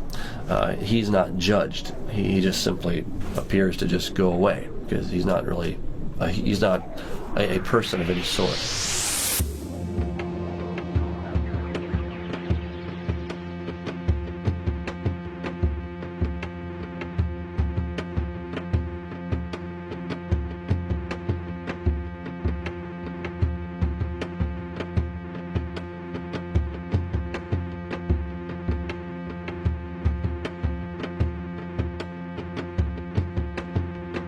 The achievement of a technological singularity will be the ultimate fulfillment of Satan's plan in making himself like the Most High God. While there are many brilliant Bible scholars and commentators who have varying perspectives of how the end times will unfold, my goal here is not to promote a particular timeline, but rather speculate as to how the Bible may reveal the role of artificial intelligence and the technological singularity. In Revelation chapter 13, we see a startling description of what to expect in the end times. Verses 11 through 18 provides a profile and the actions of the second beast. It reads, quote, "Then I saw another beast rising out of the earth. It had 2 horns like a lamb, and it spoke like a dragon. It exercises all the authority of the first beast in its presence, and makes the earth and its inhabitants worship the first beast, whose mortal wound was healed. It performs great signs, even making fire come down from heaven to earth in front of people. And by the signs that it is allowed to work in the presence of the beast, it deceives those who dwell on earth, telling them to make an image for the beast that was wounded by the sword and yet lived. lived, and it was allowed to give breath to the image of the beast, so that the image of the beast might even speak and might cause those who would not worship the image of the beast to be slain. And it causes all, both small and great, both rich and poor, both free and slave, to be marked on the right hand or the forehead, so that no one can buy or sell unless he has the mark, that is, the name of the beast or the number of its name. This calls for wisdom. Let the one who has understanding calculate the number of the beast, for it is the number of a man, and his number is 666. To begin, it is important to point out that the second beast is otherwise known as the false prophet. Recent Bible scholars and authors, Tom Horn and Chris Putnam, in their books Petros Romanus, The Final Pope is Here, and the follow-up Exo Vaticana, Petros Romanus and the Vatican's Astonishing Plans for the Arrival of an Alien Savior, have raised the possibility that our current Pope, Pope Francis, would not only be the final Pope as prophesied in the prophecy of the popes, allegedly written by St. Malachi in the 12th century, but the false prophet himself. Revelation 13:11 states that the false prophet will have 2 horns like a lamb, but speak like a dragon. The dragon is undoubtedly Satan, but what is amazing is that the current pope is loved and adored by the world. Time magazine chose Pope Francis as Time's Person of the Year for 2013, and his popularity is steadily increasing. Still, I am not ready to say that Pope Francis is the false prophet described in Revelation 13. However, given the circumstances of the various aspects that Tom Horn and Chris Putnam have pointed out regarding the Vatican and their potential plans to reveal an extraterrestrial presence on Earth, I cannot rule out the possibility. If Pope Francis is the false prophet, then we would have to see the Antichrist rise to power first, conquer several nations surrounding Israel, and be killed in the process. This is because Revelation 13 tells us that it is the false prophet who uses miracles to resurrect the first beast, whose mortal wound was healed. In fact, his counterfeit signs and miracles are so powerful that he even calls fire down from heaven to earth in front of people. Perhaps this fire that comes down from heaven in front of people has to do with the extraterrestrial presence that is due to be revealed. This is likely since we know that the coming of the lawless one will be led by the activity of Satan with all power and false signs and wonders. This call of fire down from heaven might be a counterfeit to Elijah in 2 Kings 1 as a way to deceitfully convince the world that he possesses the spirit of Elijah, as did John the Baptist, paving the way for Jesus. In light of these possibilities, as Horn and Putnam have pointed out, it is quite startling that the Vatican owns some of the most powerful telescopes in the world. The Vatican Advanced Technology Telescope sits on top of the Mount Graham International Observatory in southeast Arizona. Next to this telescope on Mount Graham is another telescope, the Large Binocular Telescope named Lucifer, which stands for Large Binocular Telescope Near Infrared Utility with Camera and Integral Field Unit for Extragalactic Research. If the Vatican and the papacy does not have anything to do with what is prophesied in Revelation 13, why do they own the most powerful telescope in the world, and what are they looking for? Regardless of how it plays out, the display of calling fire down from heaven will give the false prophet great authority. It will be with this authority that the false prophet will tell the people of the earth to build an image for the beast that was wounded by the sword, yet lived. It is important to point out that the image will be built by the people. It is again my speculation that this image will be highly technical in nature. There are several points to consider in this theory. First, alluding back to the connection with the Vatican, it was reported on the Vatican Insider by Andrea Tornielli in an article titled "The Vatican Invests in Cutting-Edge Technology and Regular Bug-Clearing Operations" that, quote, "The Vatican does not rely on special external companies. Instead, it has purchased cutting-edge instruments and technologies of its own, some of which are made in Israel." Such information brings light to another point. Israel, where the image of the beast will be erected on the rebuilt Third Temple, is very engaged in scientific and technological inquiry, with the highest percentage spent on research and development in relation to gross domestic product in the world. As a result, Israeli scientists have contributed to the advancement of computer science, electronics, genetics, healthcare, optics, solar energy, and various fields of engineering. In fact, in 2012, the chairman of Google, Eric Schmidt, went on record saying that, quote, "Israel has the most important high-tech center in the world after the US." Even more, the IEEE, the Institute of Electrical and Electronics Engineering Intelligent Systems magazine, named 2 PhD graduates of computer science at the Hebrew University of Jerusalem, Dr. Aviv Zohar and Dr. Ariel Prokasia, as 2 of the top 10 researchers who are rising stars in the field of artificial intelligence. In an article published by The Telegraph entitled The Rabbi, the Lost Ark, and the Future of the Temple Mount, quotes Rabbi Chaim Richman, International Director for the Temple Institute in Jerusalem. After claiming that Jews have known the location of the Ark of the Covenant for centuries, he goes on to describe his aspirations for the Third Temple. Quote, "There's no reason why we shouldn't use technology, which is the modern miracle, alongside the heavenly miracles. It's part of our vision of the temple as a realistic potential in our times." If that weren't enough, during the editing process of this film, 2 pieces of information became public to bolster this thesis even more. First is that the Israeli housing minister called for the building of the Third Temple. Israel says it's planning to replace the Al-Aqsa Mosque in Jerusalem and Quds with a temple. The Minister of Housing and Construction has called for the construction of what he calls the Third Temple to replace the holy site. Uri Ariel says the first and the second temples were destroyed many years ago, so the third one needs to be built now. Al-Aqsa Mosque is considered the third holiest site in Islam. Palestinians have denounced the plan as desecration. They say it's part of Israel's ongoing attempts to distort the Arab and Islamic history. Palestinians argue that Jerusalem is the capital of a future Palestinian independent state and that its heritage should remain intact. Secondly, Infowars.com reported on January 27th that during the Cybertech 2014 conference held in Israel, Prime Minister Benjamin Netanyahu proposed establishing a, quote, kind of UN of the internet led by Israel.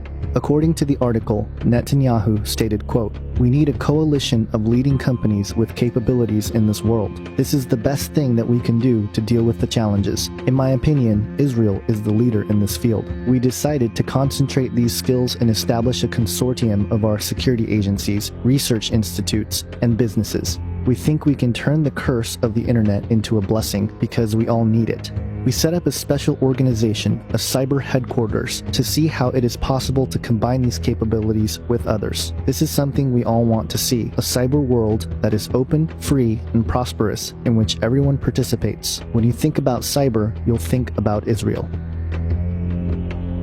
After the image of the beast is built, the false prophet will, quote, "give breath to the image of the beast, so that the image of the beast might even speak and might cause those who would not worship the image of the beast to be slain." In Matthew 24, Jesus warns about the abomination of desolation. Quote, "So when you see the abomination of desolation spoken of by the prophet Daniel standing in the holy place, let the reader understand, and let those who are in Judea flee to the mountains." What Jesus is referring to here are several passages in the book of Daniel that speaks about the end times abomination. Daniel 11:31 states, quote, "Forces from him shall appear and profane the temple of fortress, and shall take away the regular burnt offering, and they shall set up the abomination that makes desolate." Then in Daniel 12:11 it states, quote, "And from the time that the regular burnt offering is taken away and the abomination that makes desolate is set up, there shall be 1,290 days." Most Bible prophecy scholars believe that the abomination of desolation is the Antichrist himself. However, there are some who believe that the abomination of desolation itself is actually the image of the beast. Warren Wendell Wiersbe, a Bible scholar and pastor, stated in 1992 in his expository outline on the New Testament, quote, "The false prophet is the one who orders the image of the beast made. This is the abomination of desolation found in Matthew 24:15, Daniel 11:45, and 2 Thessalonians 2:4. The beast will have his image set up in the restored Jewish temple in Jerusalem at this time. This image will come to life. It will speak and greatly amaze the world. Both the beast and his image will speak great things and utter blasphemies against heaven."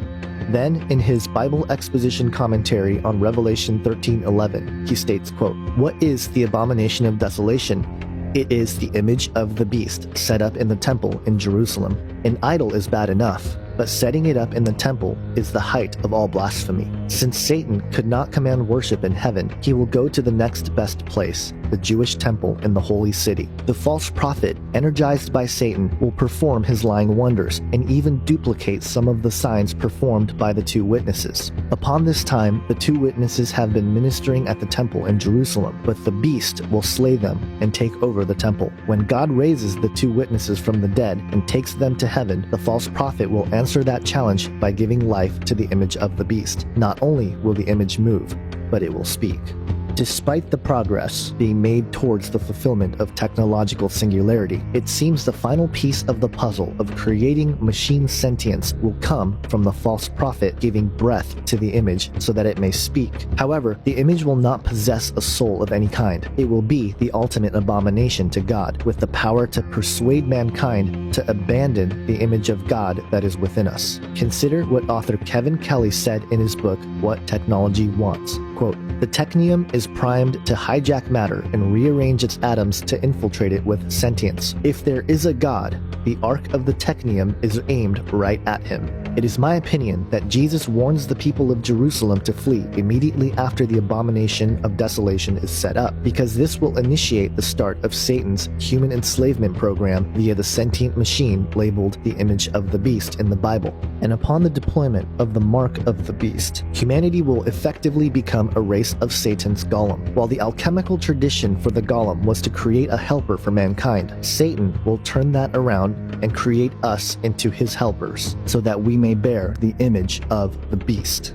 One way to picture what this might look like is to consider the development of the internet as being part of what is speculated to become a conscious global brain. According to Dick Pelletier, a columnist who writes about future science and technology, stated, quote, "Computer scientists compare the internet to Earth growing a global brain. As users, we represent the neurons. Our emails, IMs, and blogs act as synaptic actions, and electromagnetic waves through the sky become neural pathways. Like germinating seeds, this wonder tech continues to evolve and, as many predict, will not stop until it achieves human-like consciousness. The image of the beast will, quote, cause those who would not worship the image of the beast to be slain.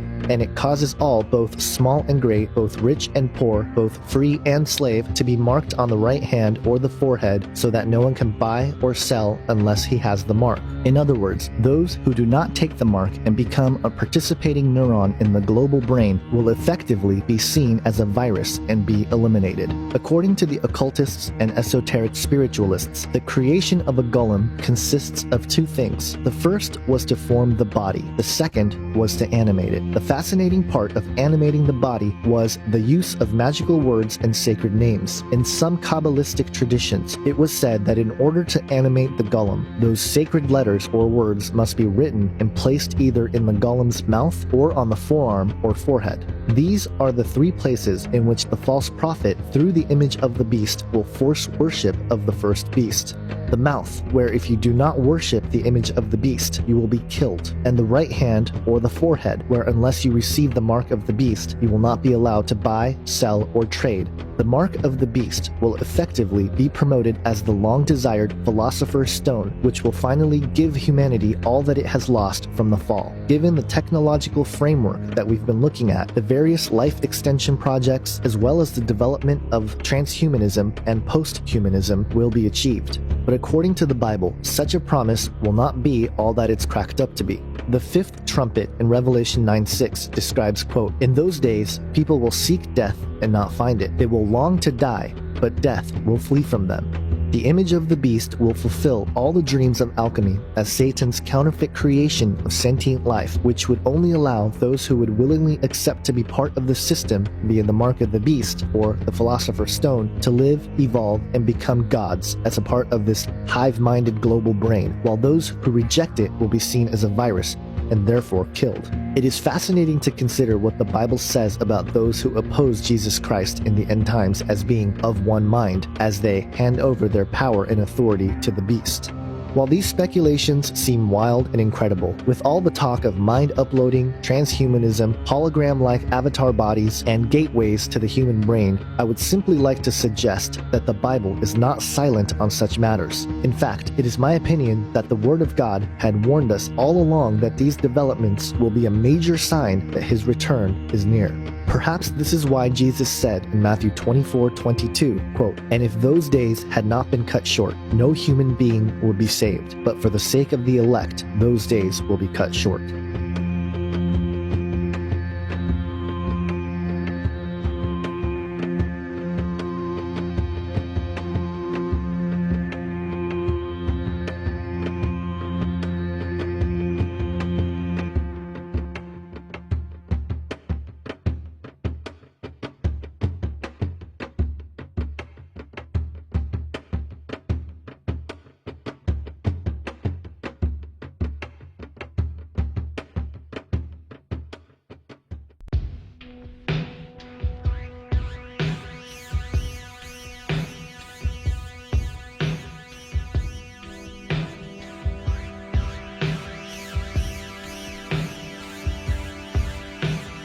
As part of the satanic deception, the global elite have been systematically destroying the planet and its people so as to literally create a climate that will make the proposed technology and potentially the entities who propose it as the saviors of mankind. While there are many threads to this agenda, we will look at 3 general areas where this is happening and how the Bible reveals these as signs of the end times.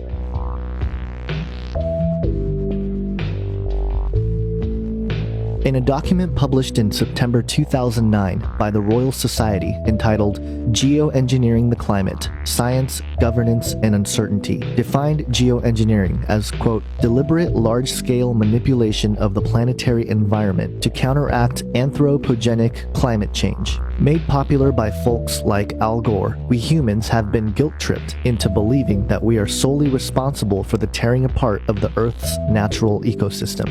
This is only partially true. The Industrial Revolution certainly paved the way for large-scale changes in our environment. As a result, the amount of waste that is produced by humans has grown to astronomical levels. According to EPA estimates, Americans collectively produce about 1.35 billion pounds of garbage a day. That's 251 million tons of garbage each year, equivalent to nearly 5,000 Titanics. Despite the increase in the amount of waste we produce, it's no match for the kind of tinkering that the global elite have done to our climate. Geoengineering is weather modification on a global scale. Many refer to this as chemtrails. This aircraft you see spraying right now is a KC-10, and the nozzles are visible. You see inside the circles, and you can see them shutting on and off in a moment as you watch this tape roll. And the dispute as to whether or not these programs are going on is really a moot point. We have more than enough data. We have actual footage, as you're seeing now, to show that these tankers are indeed spraying at altitude. The materials we see showing up on the ground are the exact materials named in numerous geoengineering patents, as many as 150 patents. So at this point, the notion that these programs are not going on is simply denial. Skies like this, many have grown to think are natural, but they're anything but. And we've seen this for so long now, and it's been ramped up at such a steady pace that people have simply become used to skies like this. Anybody who thinks grid patterns like this are natural should recheck their reality. This is anything but natural. We seldom see blue skies anymore. Skies like this have all too often become the norm. Unfortunately, most people don't even look up. I think at times you could start the sky on fire, nobody would notice. To learn more about the reality of geoengineering, visit geoengineeringwatch.org for a complete list of government documents, videos, and other important data that prove that this phenomenon is real. Romans 8 describes the startling status of creation in the fallen state. Quote, "For the creation waits with eager longing for the revealing of the sons of God. For the creation was subjected to futility, not willingly, but because of him who subjected it, in hope that the creation itself will be set free from its bondage to corruption and obtain the freedom of the glory of the children of God. For we know that the whole creation has been groaning together in the pains of childbirth until now." When you begin to study all the various agendas concerning geoengineering, it becomes quite apparent that creation truly is under bondage. What's even more startling is that the proposed solution is more geoengineering. The more we do research, the less easy this will look, the more complicated the environmental effects will look. And that's a good thing, because right now it looks too easy. So I think that if we do more research, we're likely to find out that it's harder and more complicated than we thought, and that the side effects are harder to manage, and that's a healthy outcome that will make it easier to do the management.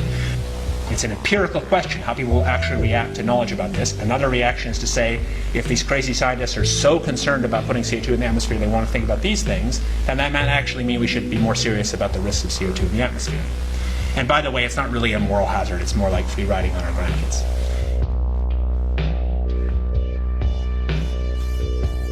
With the deceived technocrats and globalists using geoengineering to control the Earth's weather systems, there are two important side effects to consider: earthquakes and famines.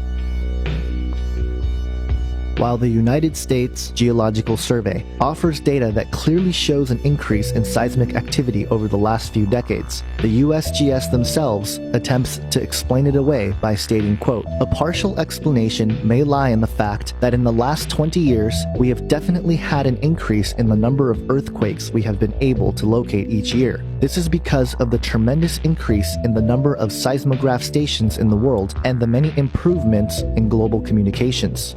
Even the USGS claims that this might be a, quote, partial explanation. There are a couple of reasons why I believe they would even suggest this as a possibility. One, they don't want to alarm the world of the increase in seismic activity so as to expose the manipulation of the weather by the global elite. And/or, two, they don't want what Jesus said to be true. In Matthew 24:7, Jesus warns that as the end of the age nears, we will expect to see famines and earthquakes in various places. Perhaps Jesus knew that his return would come at a time when the Earth's ecosystems would literally be under the control of technocrats who have abused their privilege of having access to such powerful technologies. The second part of the effects are famines.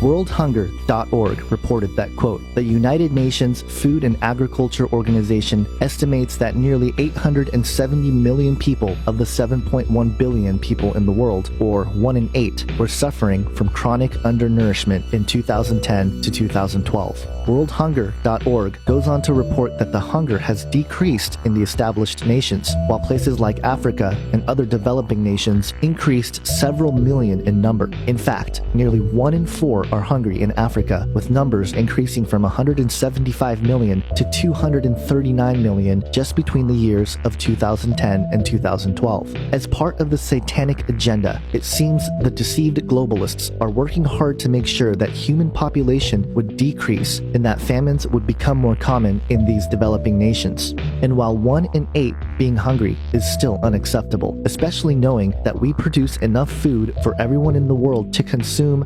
2,720 calories per day, what we can expect to see is an increase in famines around the world. Our job as believers is to be salt and light unto the world, and as such, many godly Christian churches partake in helping those nations in need. However, another related prophecy seems to indicate that doing so will become increasingly more difficult.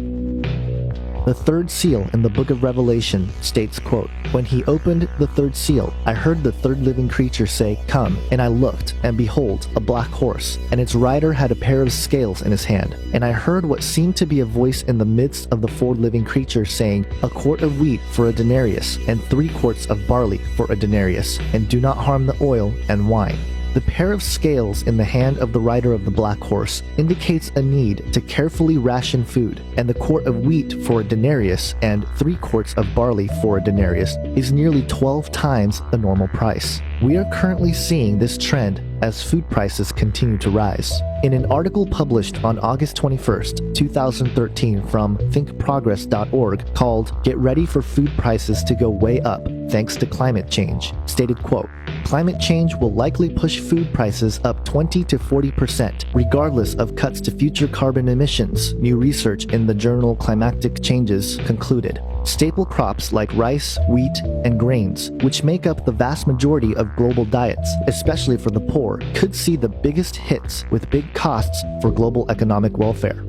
It is interesting that the prophecy of the third seal ends with, quote, "Do not harm the oil and wine," indicating that the finer things will be available for those who can afford them.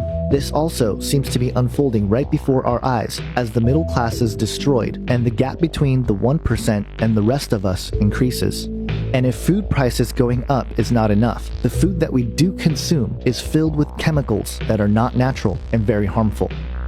There is a reason why autism and other neurodevelopmental disorders, along with cancer rates, have been steadily rising, with cancer in particular expected to go up to 20 million diagnoses by the year 2025. All of these problems have come despite the alleged progress in science and technology. A common rejection to such alarming data is the claim that the numbers are skewed because we are living longer and we have better technologies to detect these diseases earlier.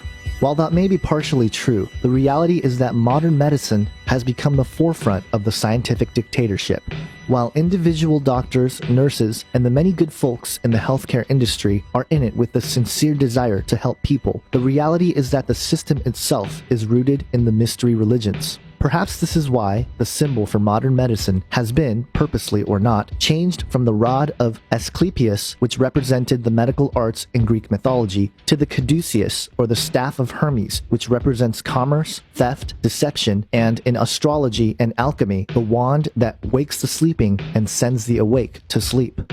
In a list compiled by Care2.com of the 18 biggest problems with modern medicine gives evidence of this scientific dictatorship. Some examples of the problems pointed out by the article include, quote, "Instead of treating the underlying causes or imbalances, doctors often merely manage symptoms. Doctors see the human body as a machine with separate parts that can be treated independently rather than as an integrated whole. In addition, the mind and body are also seen as separate, independent entities, and emotions are often ignored. The drug industry is too enmeshed in the medical system. The pharmaceutical industry has way too much power and is bribing doctors to use their drugs and researchers to produce positive results for their drugs. And more than 80% of all medical treatments used have been untested by rigorous peer-reviewed study, yet the medical establishment insists that alternative health treatments must undergo these before they can be used. The system of evaluation needs to be changed.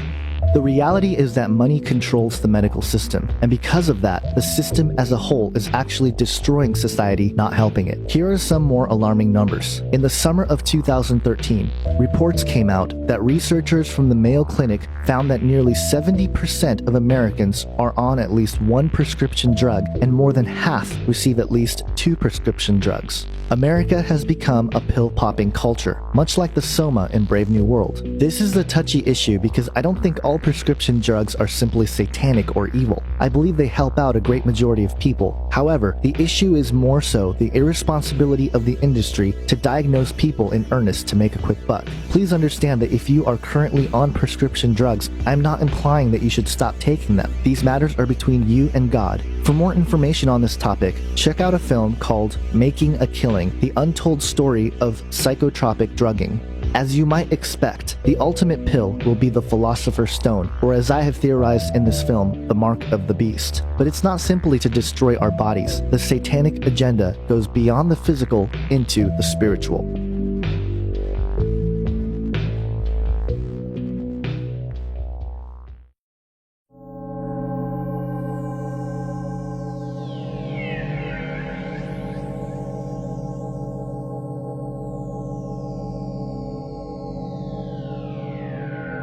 A lot of spiritual warfare then turns out to be machinations of the enemy. You might call them thought bombs, demonic designs, doctrines of demons, if you will, that are ideas that are in play against the truth. And so I think that a significant portion of what we are to be doing in terms of spiritual warfare is being able to perceive the design and then speak to it and expose it and undermine it. Paul describes how we are to be equipped to fight the spiritual battle that we're involved in. That is a battle not against flesh and blood, not against that guy over there who's the skeptic or the critic, but it's against the spiritual power and force that is motivating the doctrines of demons or the demonic designs that he is taken in by. And we are addressing those. And look at what Paul says, and many of you know this passage. You've memorized it. Take up the full armor of God, that you may be able to resist in the evil day, and having done everything, to stand firm. So what are you resisting, and what are you standing firm for, if it isn't the truth? You are standing firm for the truth by resisting the lie. And look at the weapon. I should say the armor. Stand firm, therefore, having girded your loins with truth. That's the first piece of armor, the truth. Having put on the breastplate of righteousness, having shod our feet with the preparation of the gospel of peace. That's a substantive enterprise. You prepare to communicate the gospel. In addition to all, taking up the shield of faith, with which you will be able to extinguish all the flaming missiles of the evil one, and take the helmet of salvation and the sword of the Spirit, which is the Word of God. Now, I take the helmet of salvation, since it's guarding your head, to be the confidence and knowledge that you have in your salvation, so doubt cannot be sown, and the Word of God, which is the sword of the Spirit. So do you see how many elements there?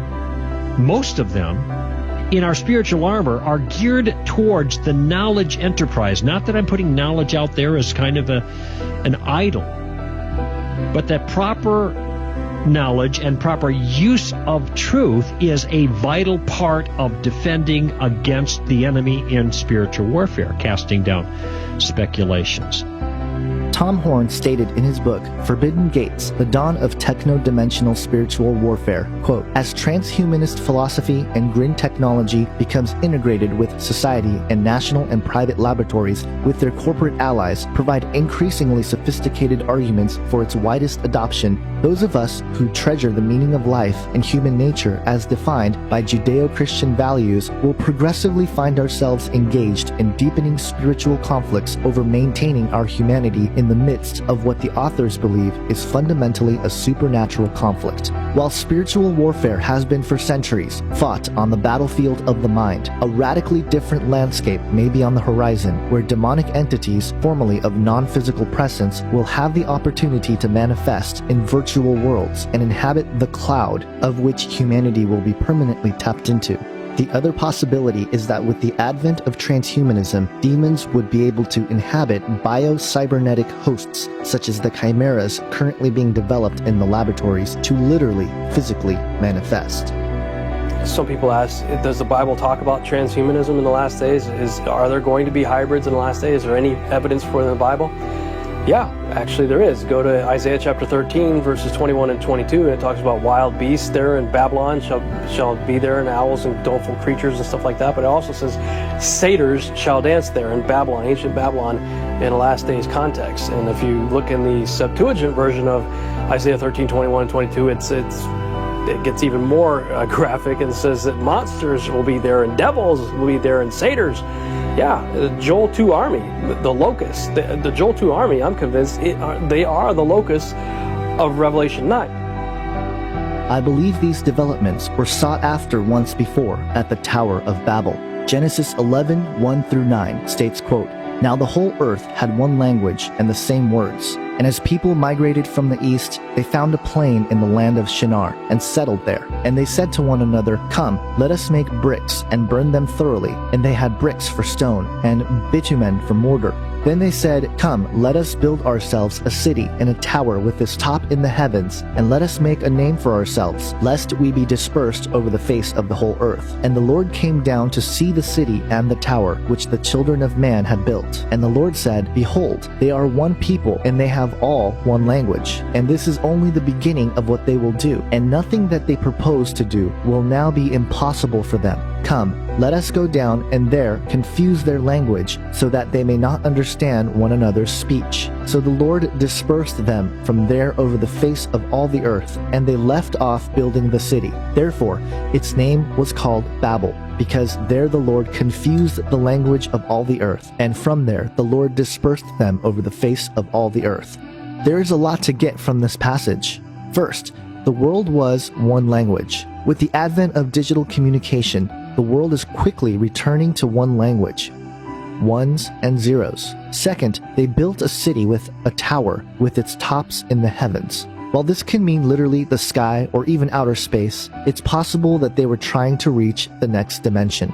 Then the Lord saw the tower and said, "This is only the beginning of what they will do, and nothing that they propose to do will not be impossible for them." If God declares that nothing they propose will be impossible for them, I would imagine that whatever was being built at the Tower of Babel had much less to do with simply a tower made of bricks and mortar, but one that literally tore open the veil that is set in place between the physical and spiritual world, so as to allow Satan and his demons to come destroy the earth once more, as he tried to back in Genesis 6. Because Satan's plans were thwarted by God back in the days of Babel, it seems his approach became more subtle and gradual as it pertains to his agenda.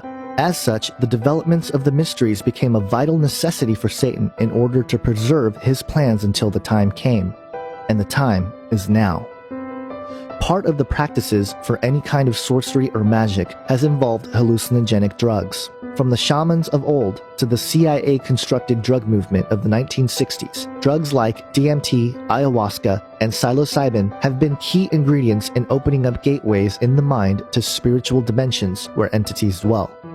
But even in my experience with ayahuasca, I came out with a profound understanding of the events that led up to me behaving the way I do nowadays. And most importantly, the way I behave when I don't like the way I'm behaving.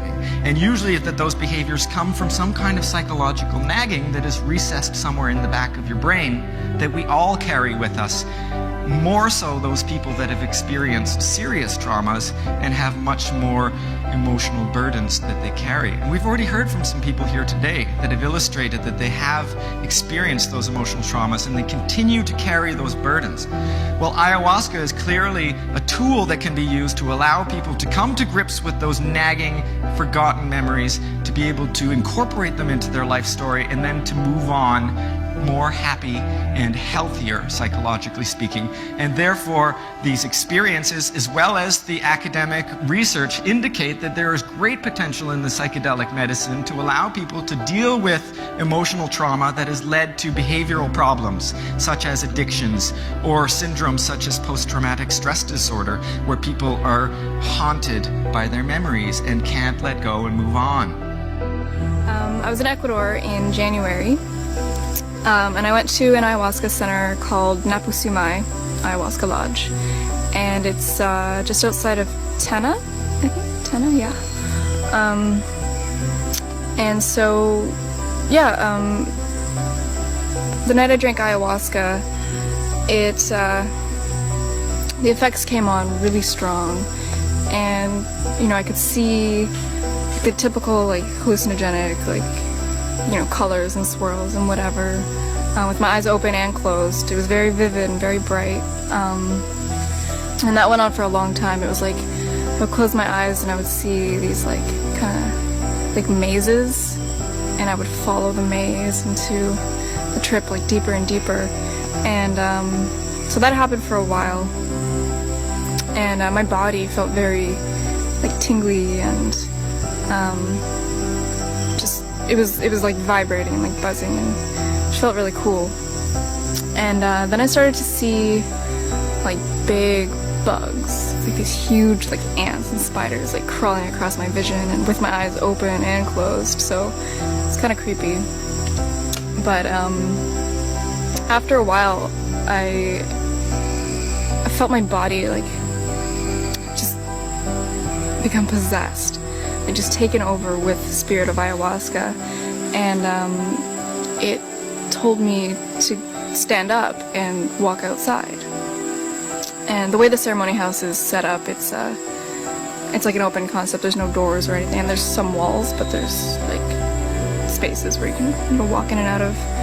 It's not closed off, so yeah, I got up, and it was really hard to walk at first. I felt very dizzy and wobbly, and I kind of felt almost like the way I was walking, I felt like an animal or some sort of like creature. It was really interesting. But so I got up, left the ceremony house, and I looked around outside, and everything was made up of these it's so hard to like describe it,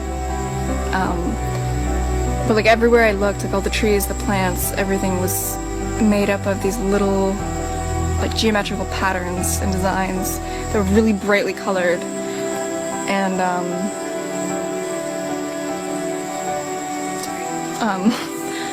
very vibrant and brightly colored, and so that was amazing in itself. It was very beautiful, and I was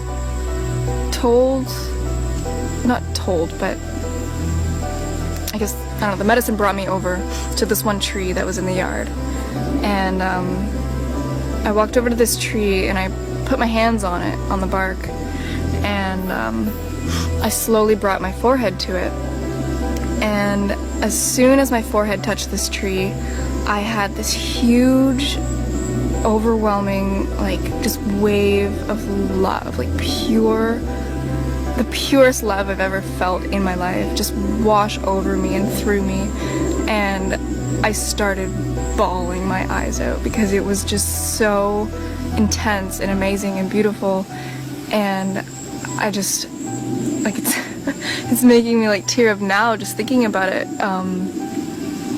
but yeah, the love I felt for this tree, and not only the tree but everything, like the whole world, the whole universe, like nature, people, strangers, like just love for everything and everybody, and myself too. Like I just, it was one of the most amazing feelings of my life. And so I stayed with this tree for a while. I was like holding it and like putting my face on it and just crying with this tree, just crying like pure tears of joy, and it was quite amazing. And so once I was finished with this tree, I was taken over to this clearing in the yard that kind of overlooked the jungle, and I could see like all the stars and the moon in the sky, and I stood there just in awe at the beauty of all of these things, and I was slowly brought down to my knees. Like, I wasn't doing this, like this was, like, my body was taken over, and I was brought down to my knees, and my hands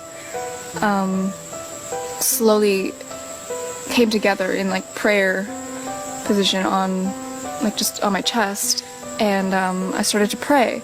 And I'm not one to pray ever, like I just never prayed before, and so the fact that this was happening was very, very interesting.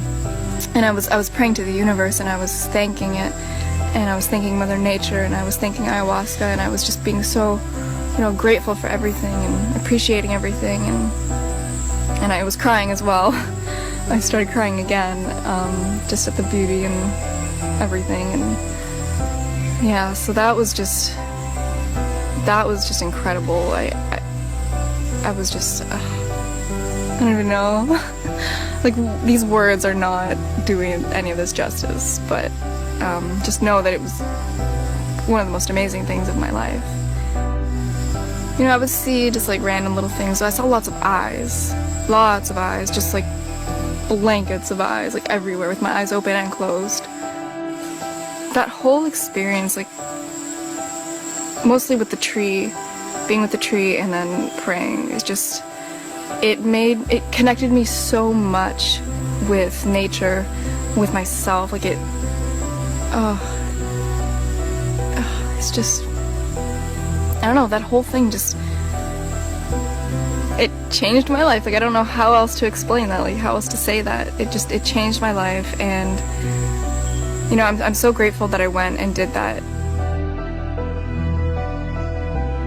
Here are my thoughts on Taylor Marie's ayahuasca experience. The love that she experienced is genuine love that emanates from God. And while this might startle some, let me explain what I think is going on. Because Satan and his fallen ones do not have any truth in them, they must use truth as a means to deceive. Thus, it is my opinion that Taylor was first possessed and led by what she called the spirit of ayahuasca to come to the tree to experience this connection and love that does truly reside in the fabric of creation. But then notice that through this experience, she was led to a position of prayer and praying and thanking the universe. Herein lies this subtle deception. Instead of pointing to God, I believe Satan and his fallen ones use these experiences as a means to divert the subject's worship to anything other than God, or to redefine God in a pantheistic or monistic sense. This doesn't mean I condone the use of psychotropic or psychedelic drugs, because I do believe that the use of them violates the boundaries of which God has placed between this world and the next in order to protect us from this sort of deception. Nevertheless, the use of these drugs is becoming more and more popular and accepted amongst not only academia, but in our society as a whole. This plays into biblical prophecy as well. Revelation 18 describes the fall of Babylon in the end times. In verse 23, it states, quote, "For your merchants were the great ones of the earth, and all nations were deceived by your sorcery." The Greek word for sorcery is pharmakia. It is defined by Strong's 5331 as magic, sorcery, enchantment. But while we are reduced to shamans and chemicals to achieve these sorts of mind-altering experiences, such a thing will become the norm, with brain interfacing blurring the lines between the physical world, the virtual world, even the dream world, and the spiritual world. Looking at the process of rebuilding the modern-day Tower of Babel and combining it with the developments of controlled mind-altering substances and technologies that will merge with our brains, it is of my opinion that the stage is being set for the opening of the abyss.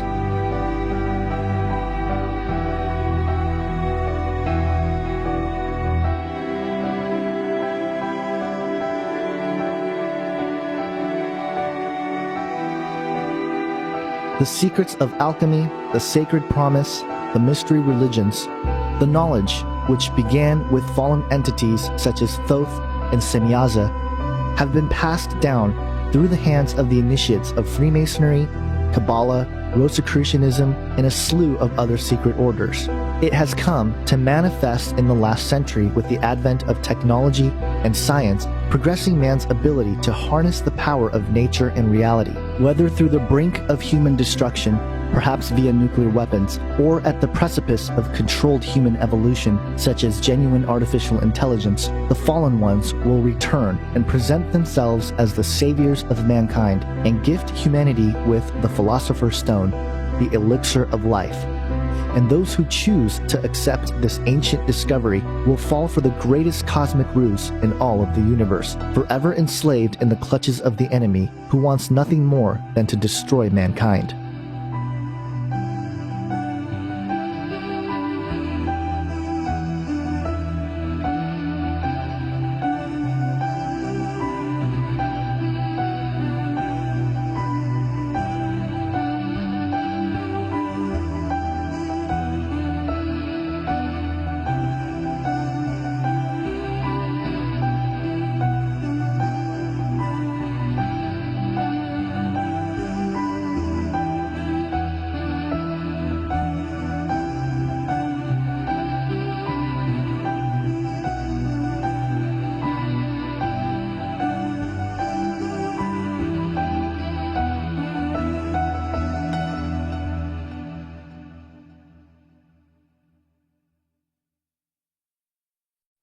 There's only one way to heaven, and it's through the precious shed blood of the Lamb of Yeshua, of Jesus Christ.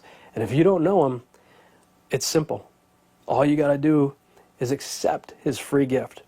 There's nothing you can do to work your way to heaven. Nothing. You cannot work your way to heaven. You're not good enough to make it to heaven. The only way you're going to get to heaven is by trusting in the precious shed blood of the Lamb of God that was shed for the remission of sins. You can be forgiven. All you have to do is ask. While Satan knows that his time is short, we can stand firm in the true hope we have in Jesus Christ. But we must be diligent and sober-minded, as God warned us of the deception to come. Paul tells us in Ephesians 5, "Let no one deceive you with empty words, for because of these things the wrath of God comes upon the sons of disobedience. Therefore, do not become partners with them, for at one time you were darkness, but now you are light in the Lord. Walk as children of light, for the fruit of light is found in all that is good and right and true.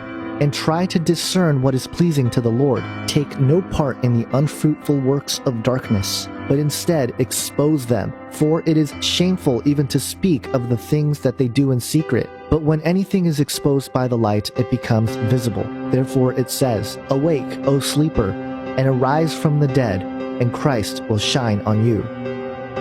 Paul tells us again in 1 Corinthians 3:18, quote, "Let no one deceive himself. If anyone among you thinks that he is wise in his age, let him become a fool, that he may become wise."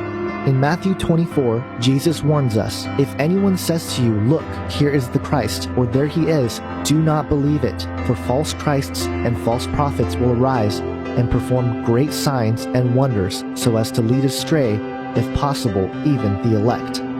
The love that we ought to shine into the world is not our love, but God's love working through us. In Luke 6, it states, quote, "Love your enemies and do good and lend, expecting nothing in return, and your reward will be great, and you will be sons of the Most High, for he is kind to the ungrateful and the evil." And in John 15:13, it states, quote, "Greater love has no one than this, that someone lay down his life for his friends." Matthew 22 states, quote, "Love the Lord your God with all your heart and with all your soul and with all your mind. This is the first and greatest commandment, and the second is like it, love your neighbor as yourself."